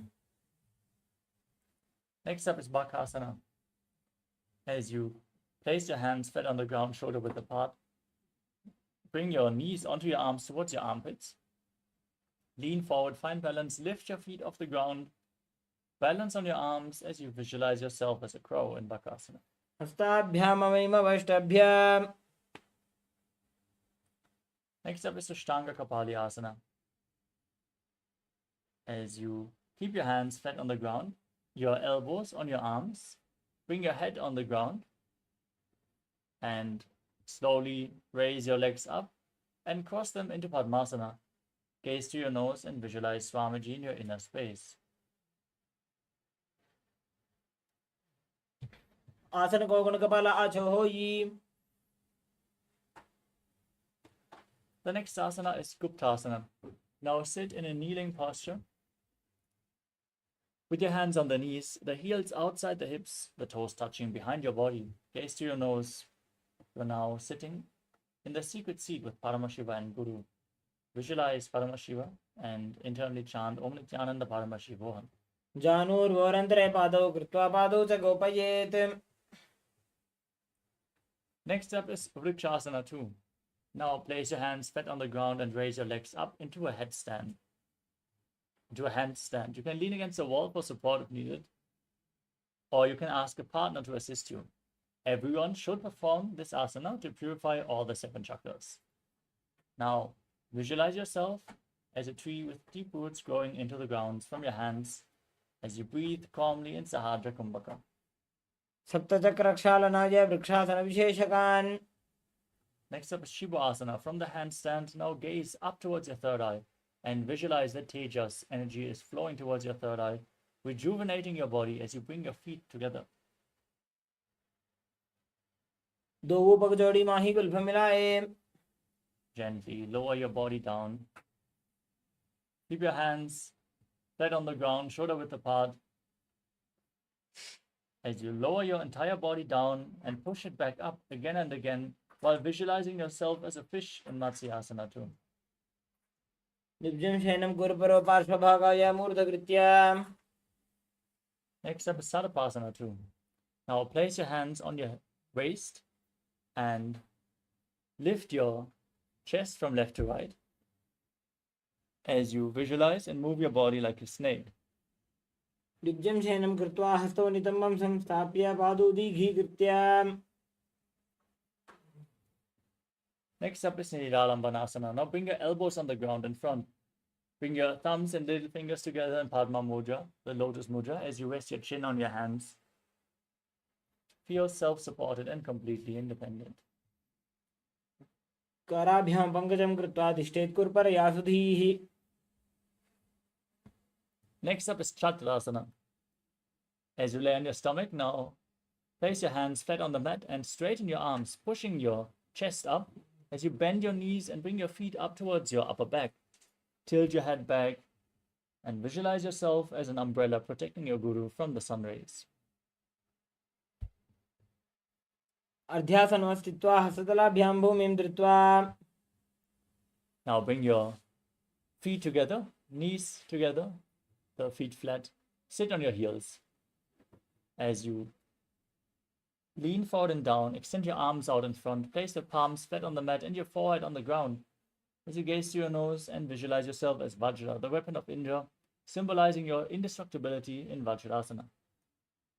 इदानीं गर्भिणीनां योगाभ्यासो यथा लघु. Next up is Meshasana. Now push your hips up into Gajasana position and alternate striking the ground with your hands as you visualize yourself as powerful as a ram. गजासनं संस्थितो एकैकं बाहुं भूमौ ताडयेत्. Next up is Ajasana. Now keep your hands flat on the ground and raise your legs up into a handstand. Move around on two hands, dancing as you visualize yourself as unborn, existing for all eternity. गजासनं संस्थितो पादद्वयमन्तराळे कृत्य.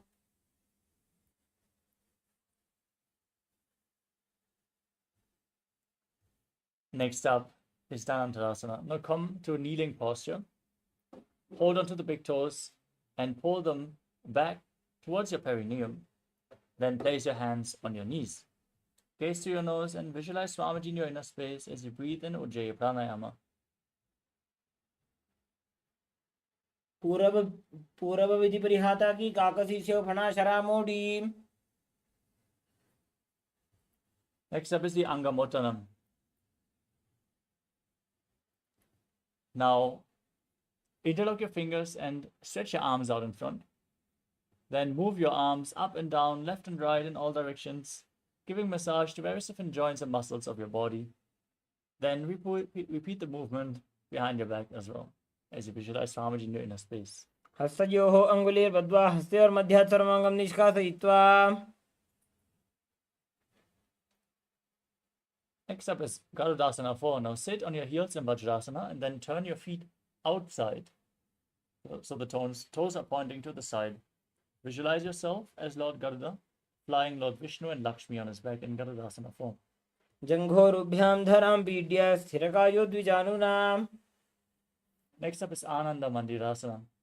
Now sit with the toes pointing backward and the knees open wide on your heels. Hold your ankles and bring the front of your buttocks on the ground as you gaze to your third eye and visualize yourself residing in the blissful space of a temple. अथ वक्षे वीरनाथ आनन्दमन्दिरासनम्. Next up is Mandukasana 2. Now cross your toes and sit on your heels as you place your hands on the knees. Place your hands underneath the knees as you visualize yourself as a frog. Gaze forward, press your tongue up against the palate of the mouth in Manduki Mudra and engage Uddiyana Bandha and Mula Bandha. पृष्ठं सम्पीड्य गुल्फाभ्यां जान्वङ्गे सबलयाकृतिः. Next up is Narasimhasana. As you tuck your toes and raise your heels, sit on the raised heels. Keep your knees on the ground, the hands flat on the mat, thumbs touching, fingers spread. Stick your tongue out and exhale forcefully again and again as you gaze to your nose and visualize Narasimha, the lion man avatar of Lord Vishnu. गोवू फणा पाणी होए वैसे AD Mailer गुदा निवैसे समशरीरनी काट हरावे NASA अग्र दृष्टि को ल्यावे. Next up is Pishtakasana. Maintain the same posture. Sit on raised heels. Cover your mouth with both hands as you bring your thumbs underneath the teeth and close your mouth. Inhale through the right nostril and exhale through your mouth as per your capacity in Vishraka Pranayama. As you gaze to your nose and visualize yourself as Devi, victorious over all your fears.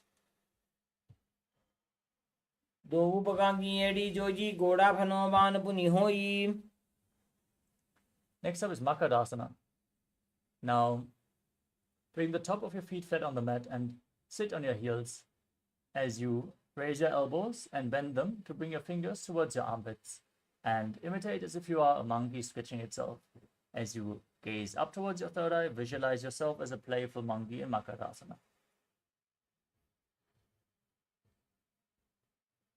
दोवु पगदली संपुट आने तिनिकी पृष्ठभूमि परिठाने. Next up is Vajrasangarasana. Now, bring the soles of the feet together and sit on raised heels as you lift your knees off the ground, spread them wide apart, and hold onto opposite elbows behind your back. Gaze to your nose and embody diamond-like strength for you and your Sangha, your spiritual community, in Vajrasangarasana. प्रथम पणा पाणी होय बैसे दोवु AD गुदानी बैसे. Next up is Kanganasana. Now cross your feet and sit on your heels as you place your knees on the ground, spread apart, and then place your hands flat on the mat next to your body. Gaze to your nose and visualize perfect health beyond any and all physical or mental ailments as you perform Uddiyana Bandha and Mula Bandha. खञ्जनासनमावक्षे यत्कृत्वा सुस्थिरो भवेत्. Next up is Kurmasana. Maintain the same posture but place your hands on the knees. Make your upper back and neck stiff like the shell of a turtle as you gaze to your nose and visualize yourself as a turtle with a stable body and mind to live for centuries. गुल्भौ च वृषणस्याधो व्युत्क्रमेण समाहितौ. Maintain the same posture but relax your upper back and neck. Gaze to your nose and visualize Swamiji in Yogasana. गुदं नियम्य गुल्फाभ्यां व्युत्क्रमेण समाहितः योगासनं भवेदेतदिति योगविदो विदुः. The next asana is Vijogasana. Now rise up onto your knees and cross your feet behind, placing the feet near the opposite knees. Now hold your calves with the fingers inside and your thumbs outside as you gaze up towards your third eye and visualize a space of eternal oneness Advaita with your Guru.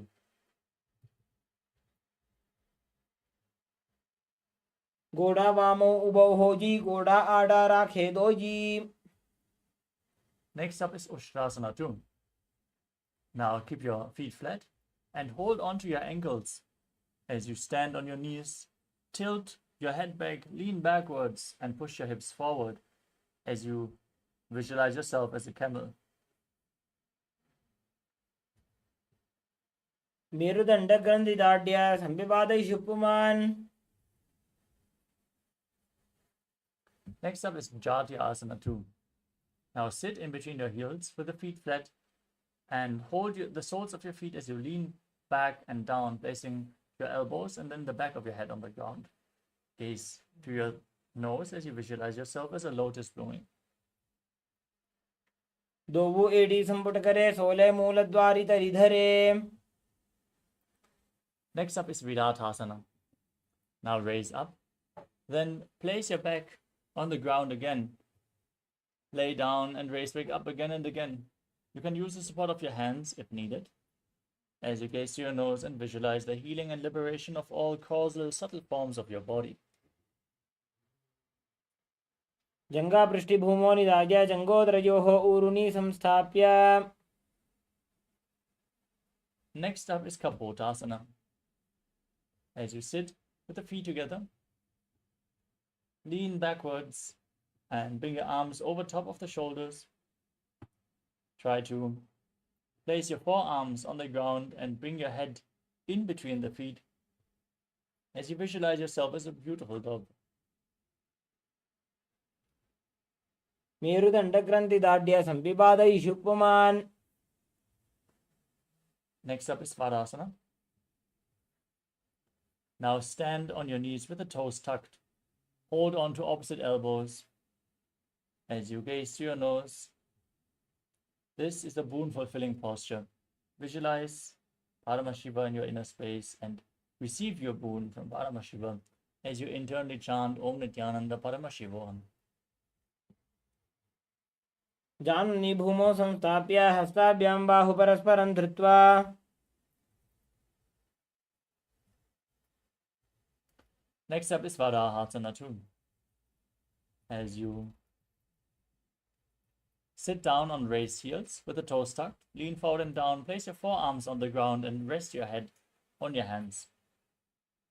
Visualize yourself as Varaha, the boar avatar of Lord Vishnu. सूर्यं चन्द्रं भेदनानि आसनानि निकथ्यते.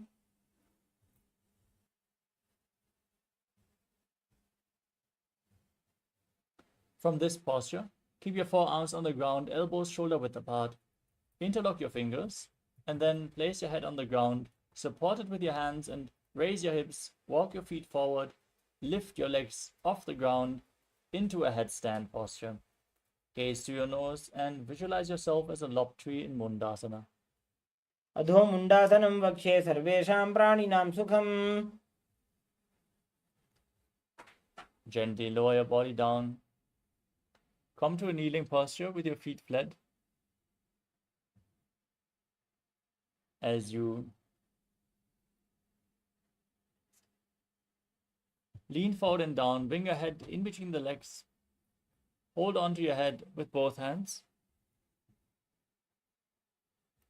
And keep the elbows outside the knees. Inhale through your nose and exhale through your mouth as you gaze to your nose and visualize Ramaji in your inner space in Antasana. प्रथम पगदले समट हरावे कोरमा हिली उभे मिलावे. The next asana is Viparita Shalabhasana. You can hold weights if you want to intensify this asana as you lay down on your stomach with your arms extended up above your head. Visualize yourself as a locust and then raise your legs and your arms and your chest off the mat as you calmly breathe through your nose in Sahadra Kumbhaka. Perform the Mula Bandha and internally chant Om Nityananda Paramashivoham in Viparita Shalabhasana.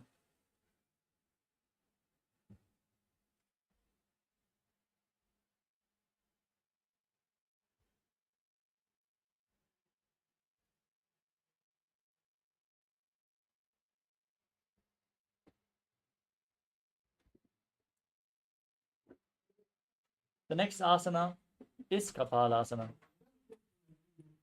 Now keep your hands flat on the ground next to your hips.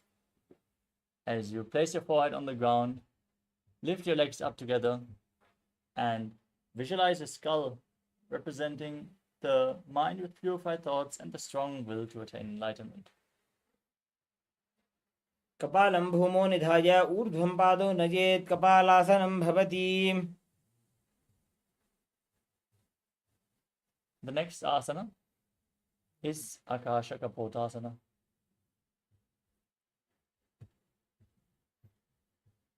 With your arms flat on the ground, raise your hips up and bring your feet over top of your head, placing your feet on the ground if you can. Now visualize yourself as a free and open dove. उष्ट्रासने स्थित्वा चरणौ भूमेरुत्थाप्य मस्तकोपरि नीत्वा. Now come to a kneeling posture. As you lean forward and down, place your forearms on the ground and bring your navel to the knees. Be sturdy and visualize yourself as a sparrow in Chatakasana. कूर्परपर्यन्तौ हस्तौ धरामोष्टभ्य. The next asana is Vrishchikasana 2. Now, keep your forearms on the ground and lift your hips up. Kick your legs up and bring them over your body. Balance as you visualize yourself as a scorpion. विच्छेप पुच्छ प्रतिमाङ्ग्रिपार्श्वे धृत्वा स्वशीर्षे चिबुकं विधार्य कौ. Next up is Vrishasana. Now sit on the right heel and bring the left foot outside the hip. Keep the left toes pointing to the side as you visualize yourself as a bull. Forcefully inhale through your nose. Hold your breath for a short while and then again exhale slowly through the nose as you gaze in Vaishnavi Mudra. याम्य गुल्भे पादमूले वामभागे पदेतरम्. Next up is Lolasana. Now press your hands into the mat, lift your entire body off the ground, and cross the toes of the left foot over the right as you visualize Swamiji in your inner space. लोलासनं सदा कुर्यात् वायुलोलापघातनात्. Now place your perineum onto the left heel and keep the right toes outside the hip. Visualize yourself as a bull in Vrishasana, the bull posture. याम्य गुल्भे पादमूले वामभागे पदेतरं विपरीतं स्पृशेत् भूमिं वृषासनमिदं भवेत्. Next up is Balagunasana. Now tuck the toes of the left foot and sit on the left heel. Place the right foot flat with the knee raised. Keep your hands on respective knees. Visualize Balagunahai, one of the 81st siddhas in your inner space. आसन को गुण जल विकार जागी. Now rise up and squat down, bringing your arms in and around the legs, holding on to the ankles from the outside as you visualize yourself as the entire planet. पादतले भूमौ संस्थाप्य जानुमध्ये गुरुपरौ स्थाप्य. Now tuck the right toes, sit on the right heel. Repeat Balagunasana on the other side. आसन को गुण जल विकार जागी. Next up is Utkatasana. Bring the feet in, sit on the raised heels. Hold weights if you want to intensify this asana as you place your hands on the knees. Keep your knees together and visualize Swamiji in your inner space. युजास्पिजोस्ति यत ऊर्वजानु यत्रासने पादतलद्वयोपरि. Next up is Vajrasangarasana 2. Now, keep the toes tucked, join the soles of the feet and open your legs wide. Cross your hands behind your back, hold on to opposite elbows as you visualize Swamiji in your inner space. प्रथम पणा पाणी होए जैसे दोबू एड़ी गुदा निवैसे घोड़ा उभा राखे धीर आड़े वाय पसारे धीर. Next up is Anilasana. Now place your palms flat on the mat and step your heels onto your hands. Keep your arms straight, gaze through your nose and visualize you are able to live off of air alone. दो हाथ भूमि पर ठाने कहुनी जाड़ी नाभि लग आने. Next up is Padukasana. Now stand tall and lean forward and down, placing your hands, the backside of your hands on the ground. Step your feet onto your hands and wrap your hands around the feet like shoes. Then start walking around on the mat. Visualize you're wearing padukas and walking across India. हस्ततलयोः पादतले कृत्वा तिष्ठेत् गच्छेत् पादुकासनं भवति. Next up is Kupkutodanasana. Place your hands flat on the mat and kick your legs up into the air. Let them fall back down again and again as you visualize yourself as a rooster. हस्ततले भूमौ कृत्वा पादतले च ऊर्ध्वमुड्डानं कृत्वा. Next up is Viparita Nrityasana. As you place your hands on the mat, kick your legs up into a handstand, and then move around on two hands, dancing, as you feel yourself become free from all inhibitions. हस्ततलाभ्यां भूमिं वष्टभ्य ऊर्ध्वपादाग्रे कुर्वन्. Next up is Kunjarasana.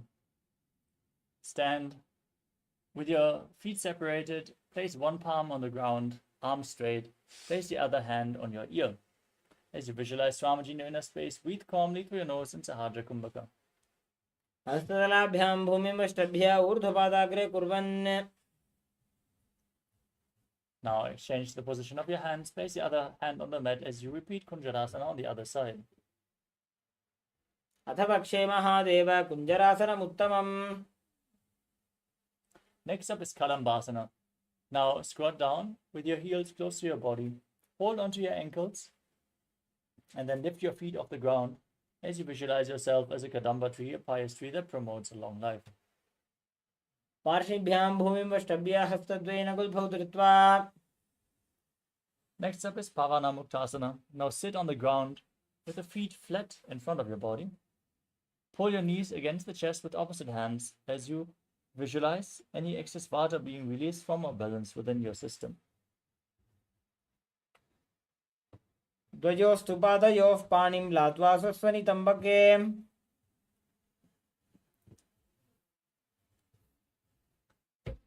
The next asana is Chakorasana. Now lift one leg behind your neck, extend the opposite leg forward, place the hands on the ground, and then lift your entire body off the ground.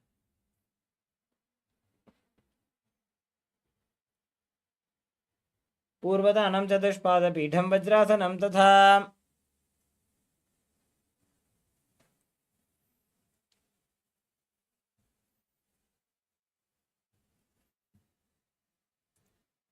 Next up is Dhanurasana 2. Now interlock your fingers around the big toes in Prana Mudra. Keep one leg straight and pull the other foot towards your ear as you visualize yourself as a bow in Dhanurasana 2. पादाङ्गुष्ठौ तु पाणिभ्यां गृहीत्वा श्रवणावधि धनुराकर्षकाकृष्टं धनुरासनमीरितम्. Next up is Ashtavakrasana. Now bring one leg over the respective shoulder and cross the other foot over top. As you lean forward and down, extend the legs to the side. Balance on your arms as you visualize yourself as a flying crane. वासिष्ठमथ कौण्डिन्यम् ऊर्ध्वकुक्कुटमेव च. Next up is Pranasana. Now keep one foot onto the opposite thigh and place the other foot flat with a knee raised. Bring your respective shoulder under the raised knee and gaze up to your third eye. Visualize that you are immortal and able to exist solely on prana. एतत् प्रभेदं वक्ष्यामि करोति यस्य चामरः. Next up is Parshvamatsendrasana. Now bring the right foot to the left hip and step the left foot over top of the right knee. Twist your right elbow around the raised knee as you gaze to your third eye and visualize Sage Matsindranath, the master of Hatha Yoga. Try to interlock your fingers behind your back as you perform the Mula Bandha. पार्श्वाभ्यां धृत्यते यास्तु पार्श्वमत्स्येन्द्रमुत्तमम्. Now repeat Chakrasana on the other side. Raise the other leg behind your neck. Lift your entire body off the ground as you keep the opposite leg extended. पूर्वदानं चतुष्पादपीठं वज्रासनं तथा.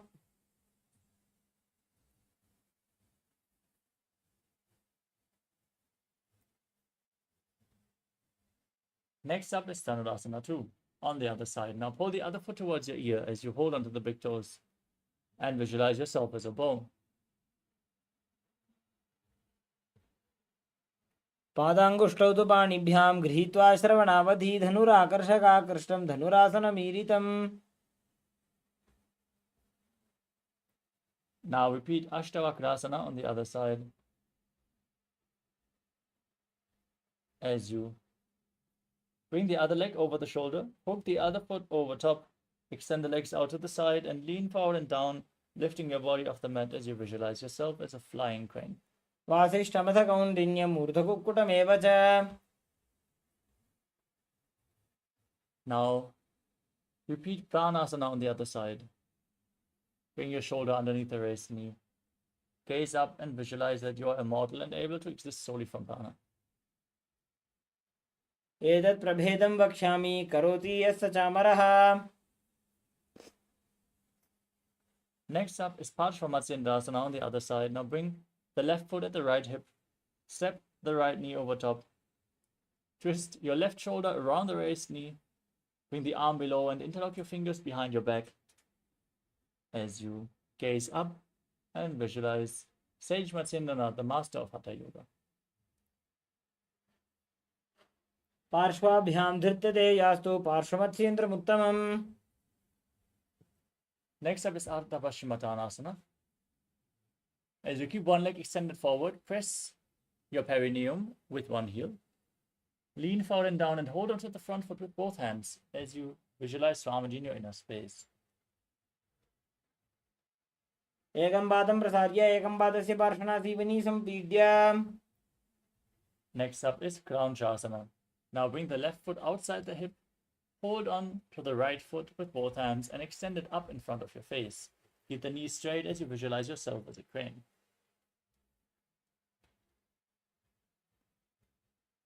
उत्तानपादं क्रौञ्चं च मरीचिं वीरभद्रकं नटराजं त्रिकोणं च सुप्ताङ्गुष्ठप्रसारणे.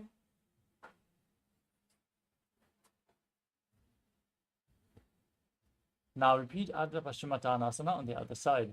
Press your perineum with the other heel. Keep the opposite foot extended forward as you lean forward and down, visualizing Swamiji in your inner space.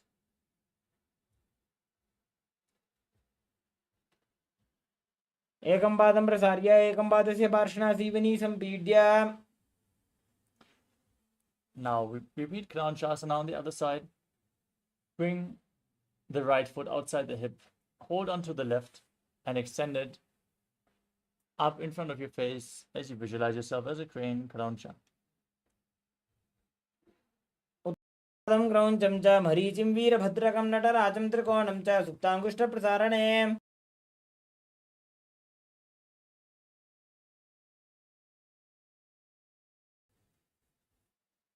Next up is Swastikasana.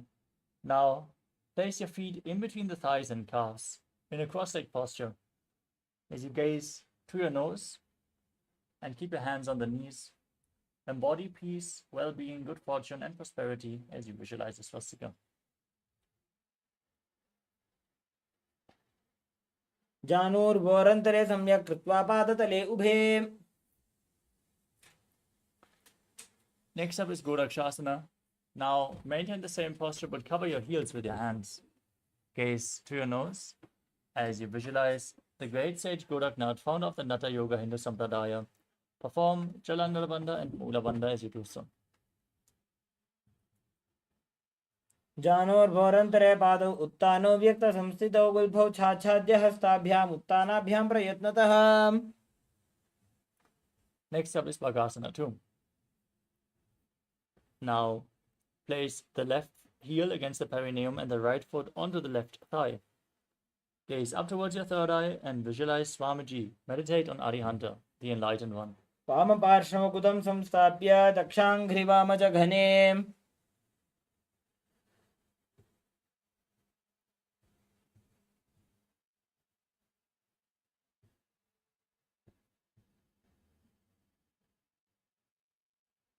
As you move on to Yogasana, now place your feet onto opposite knees.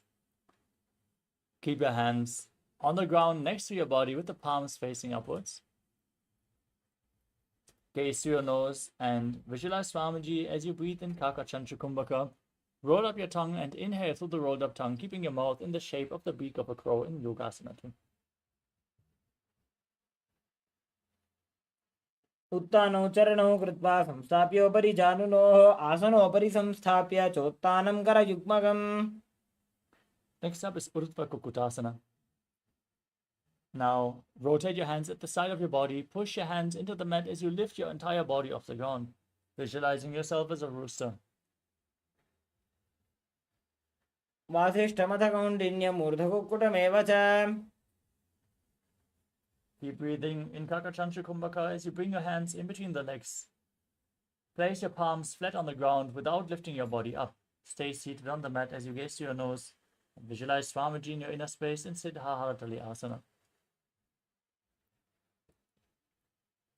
प्रथम पद्मासन को करे हस्तुतो वो गोडासन दिदरे. Now lift your entire body off the ground. Balance on your arms as you gaze to your nose and visualize yourself as an elegant swan in Hamsasana. Kukkutasana स्थित्वा स्कन्दपर्यन्तं मूरोनि नीत्वा.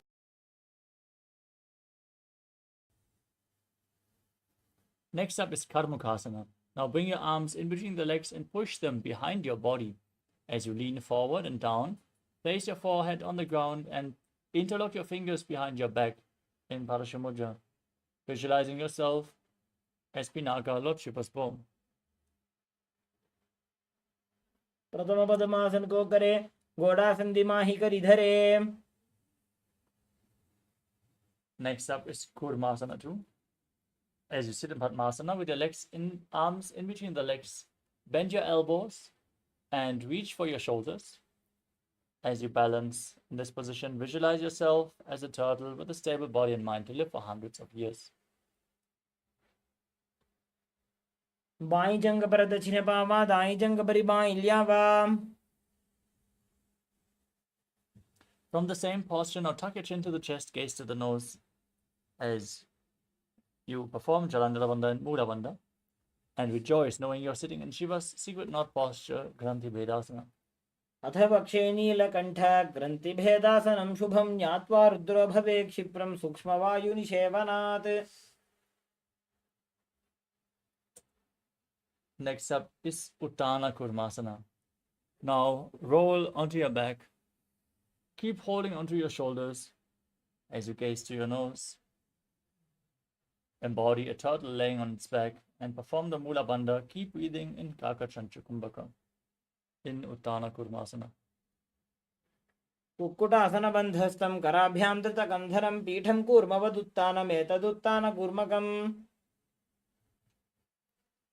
Next up is Pangu Kukkutasana. Now sit up, back in Padmasana. Bring your hands in between the legs and place one palm on the mat. Hold the wrist of that hand.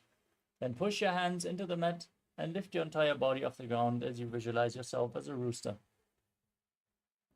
Kukkutasana स्थित्वा एकेन हस्तेन अन्यस्य मणिबन्धं धृत्वा.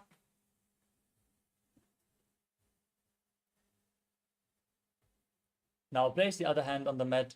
Repeat Pangu Kukkutasana on the other side as you visualize yourself as a rooster. Kukkutasana स्थित्वा एकेन हस्तेन अन्यस्य मणिबन्धं धृत्वा. Next up is Grudrasana. Sitting in Padmasana, now place your elbows down on your toes. Interlock your fingers and place your chin on your hands, pressing your thumbs against your throat. Visualize that you have gone beyond all greed and covetous. जानूर्भोरन्तरे पादौ उत्तानो व्यक्तसंस्थितौ गुल्फौ छाच्छाद्य हस्ताभ्याम् उत्तानाभ्यां प्रयत्नतः कण्ठसङ्कोचनं कृत्वा नासाग्रमवलोकयेत् गोरक्षासनमित्याहुर्योगीनां सिद्धिकारणम्. Next up is Padmasana 3. As you sit in Padmasana, place the back side of one hand into the other palm, both the palms facing up in your lap. Gaze to your nose. Visualize Swamiji in your inner space. Breathe in Kakachancha Kumbhaka as you engage all three bandhas, Mahamudra Bandha. उत्तानौ चरणौ विधाय विधिवत् शक्तिस्थितौ योगिरात्. Now place your hands on your knees. Gaze to your nose. Visualize Paramashiva in your inner space and internally chant Om Nityananda Paramashivoham as you engage the Mula Bandha in Padmasana form.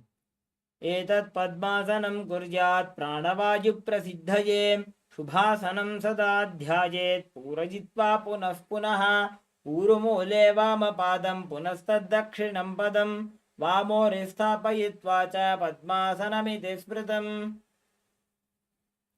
Next up is Karmukasana 2. In Padmasana position, keep one hand on the respective knee and hook the other hand around the big toe in Prana Mudra. As you pull the elbow back, as if you're pulling a bowstring, rotate the big toe and visualize yourself as Pinaka, Lord Shiva's bow. Then repeat the movement on the other side in Karmukasana 2. अथान्यासनमावक्षे जोगपूरकरक्षणात् कृत्वा पद्मासनं पाद अङ्गुष्ठजङ्घयोस्थितं हस्तमेकं तु जङ्घाय कार्मुकं कूर्परोर्धकं पद्मासने समाधाय अङ्गुष्ठं परिधावयेत्. Next up is Karmukasana 3. Sitting in Padmasana. Now cross your arms behind your back. Hold on to the big toes in Prana Mudra. with index and middle fingers as you hold your little and ring fingers with your thumbs. Gaze to the tip of your nose. Visualize yourself as Lord Shiva's bow as you engage all three bandhas, Mahamudra Bandha, and breathe in Kakacham Chukumbaka. कार्मुकासनमाक्षित्य उदरे पूरयेत् सुखम् तदवायुर्वसो याति कालेन सूक्ष्मवायुना कृत्वा पद्मासनं मन्त्री वेष्टयित्वा प्रधारयेत् करेण दक्षिणो नैव वामपादान्तिकं ततम्. Next up is Triduthasana. Now maintain the same posture. Shift your gaze up towards your third eye. Raise your chest as you visualize yourself as the action of Paramashiva's third eye, destroying anything you come across. ऊरुभ्यामुपरि स्थाप्य पादयुग्मं प्रयत्नतः दक्षिणं सव्यदेशे च सव्यं दक्षिणदेशके करद्वयं पृष्ठदेशे परिवर्त्य प्रयत्नतः पादाङ्गुष्ठयुगं सम्यक् कराभ्यां सन्निगृह्य च. Next up is Nagarasana. Keep your hands interlocked behind your back, holding onto the big toes, and then roll onto your back. Gaze to the tip of your nose. Visualize yourself as a snake and breathe calmly through your nose in Sahaja Kumbhaka.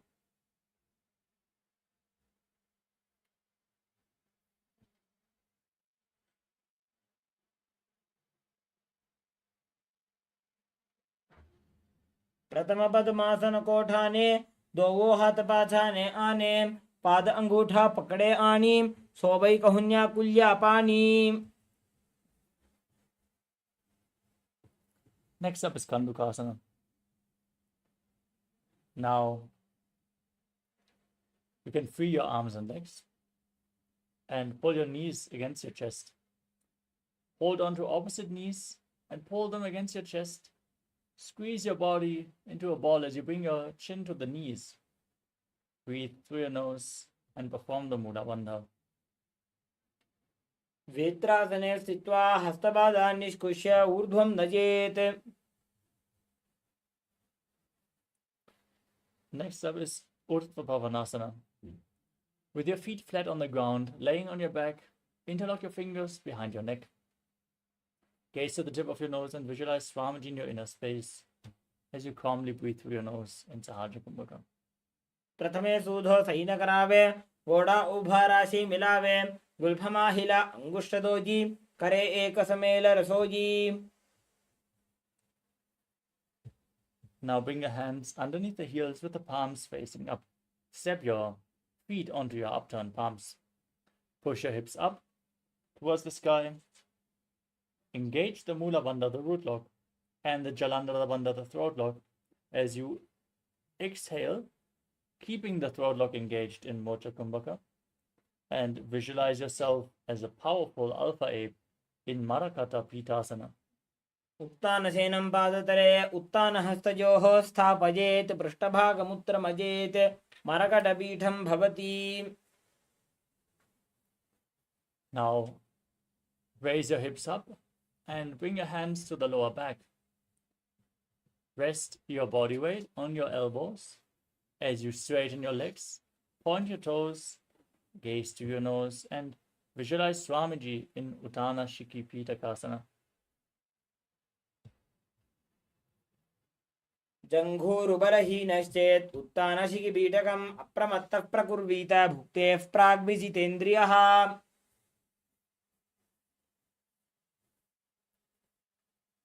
Now raise your legs up straight. Place your arms flat on the mat to support your body. Point your toes and visualize yourself blissfully traversing through Narakaloka unscathed in Narakasana. ग्रीवाकण्ठेन भूमिं विष्टम्भ पादाग्रद्वयमूर्धमुत्रजेत्. Now bend your elbows, bring your hands to the lower back. Support your body as you straighten your entire body. Slowly lower and angle your legs so your core is intensely engaged as you visualize yourself as a boat crossing the ocean of samsara in Tiryanokasana.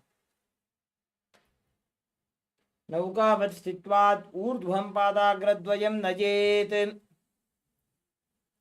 Now bring your hands back to the ground, straighten your legs, be sturdy as a flagpole, as you visualize yourself as the KAILASA flag, respected across all nations, breathing in Mocha Kumbhaka in Dvajasana. तिर्यन्नौकावत् ग्रीवापृष्ठकूर्परैः भूमिं वष्टभ्य. Now lower your body down to the mat. Keep your hands at the side of the body, palms facing up. Rest down in the final asana of the sequence, Mritasana. Once more, engage the perineal floor. Pull the Kundalini Shakti up along your spine all the way to the crown center in Shakti Chalan Mudra. Relax. Now unclutch from any movements externally or internally.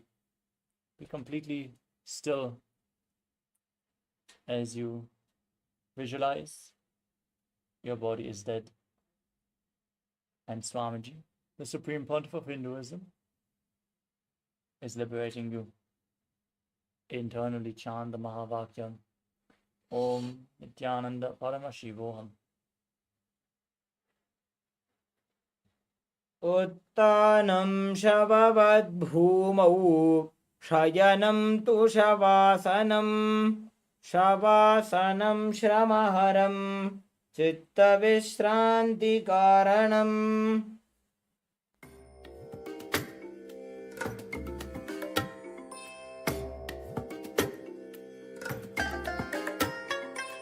I bless you all. Let you all open all your three eyes and manifest the powers of Mahasadashiva. Om Nityananda Paramashivoham. Om Nityananda Paramashivoham. Om Nityananda Paramashivoham. Nityananda Paramashivoham. Om Nityananda Paramashivoham. Om Nityananda Paramashivoham. Om Nityananda Paramashivoham. Om Nityananda Paramashivoham. Om Nityananda Paramashivoham. Om Nityananda Paramashivoham. Om Nityananda Paramashivoham. Om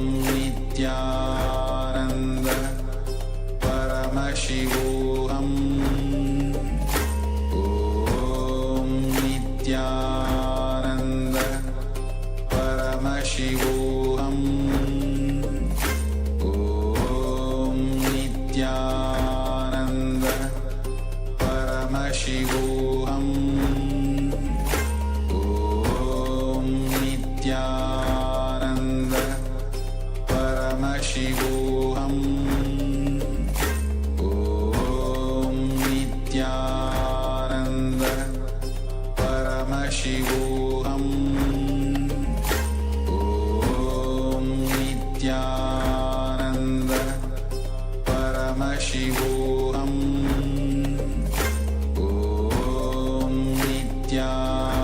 Om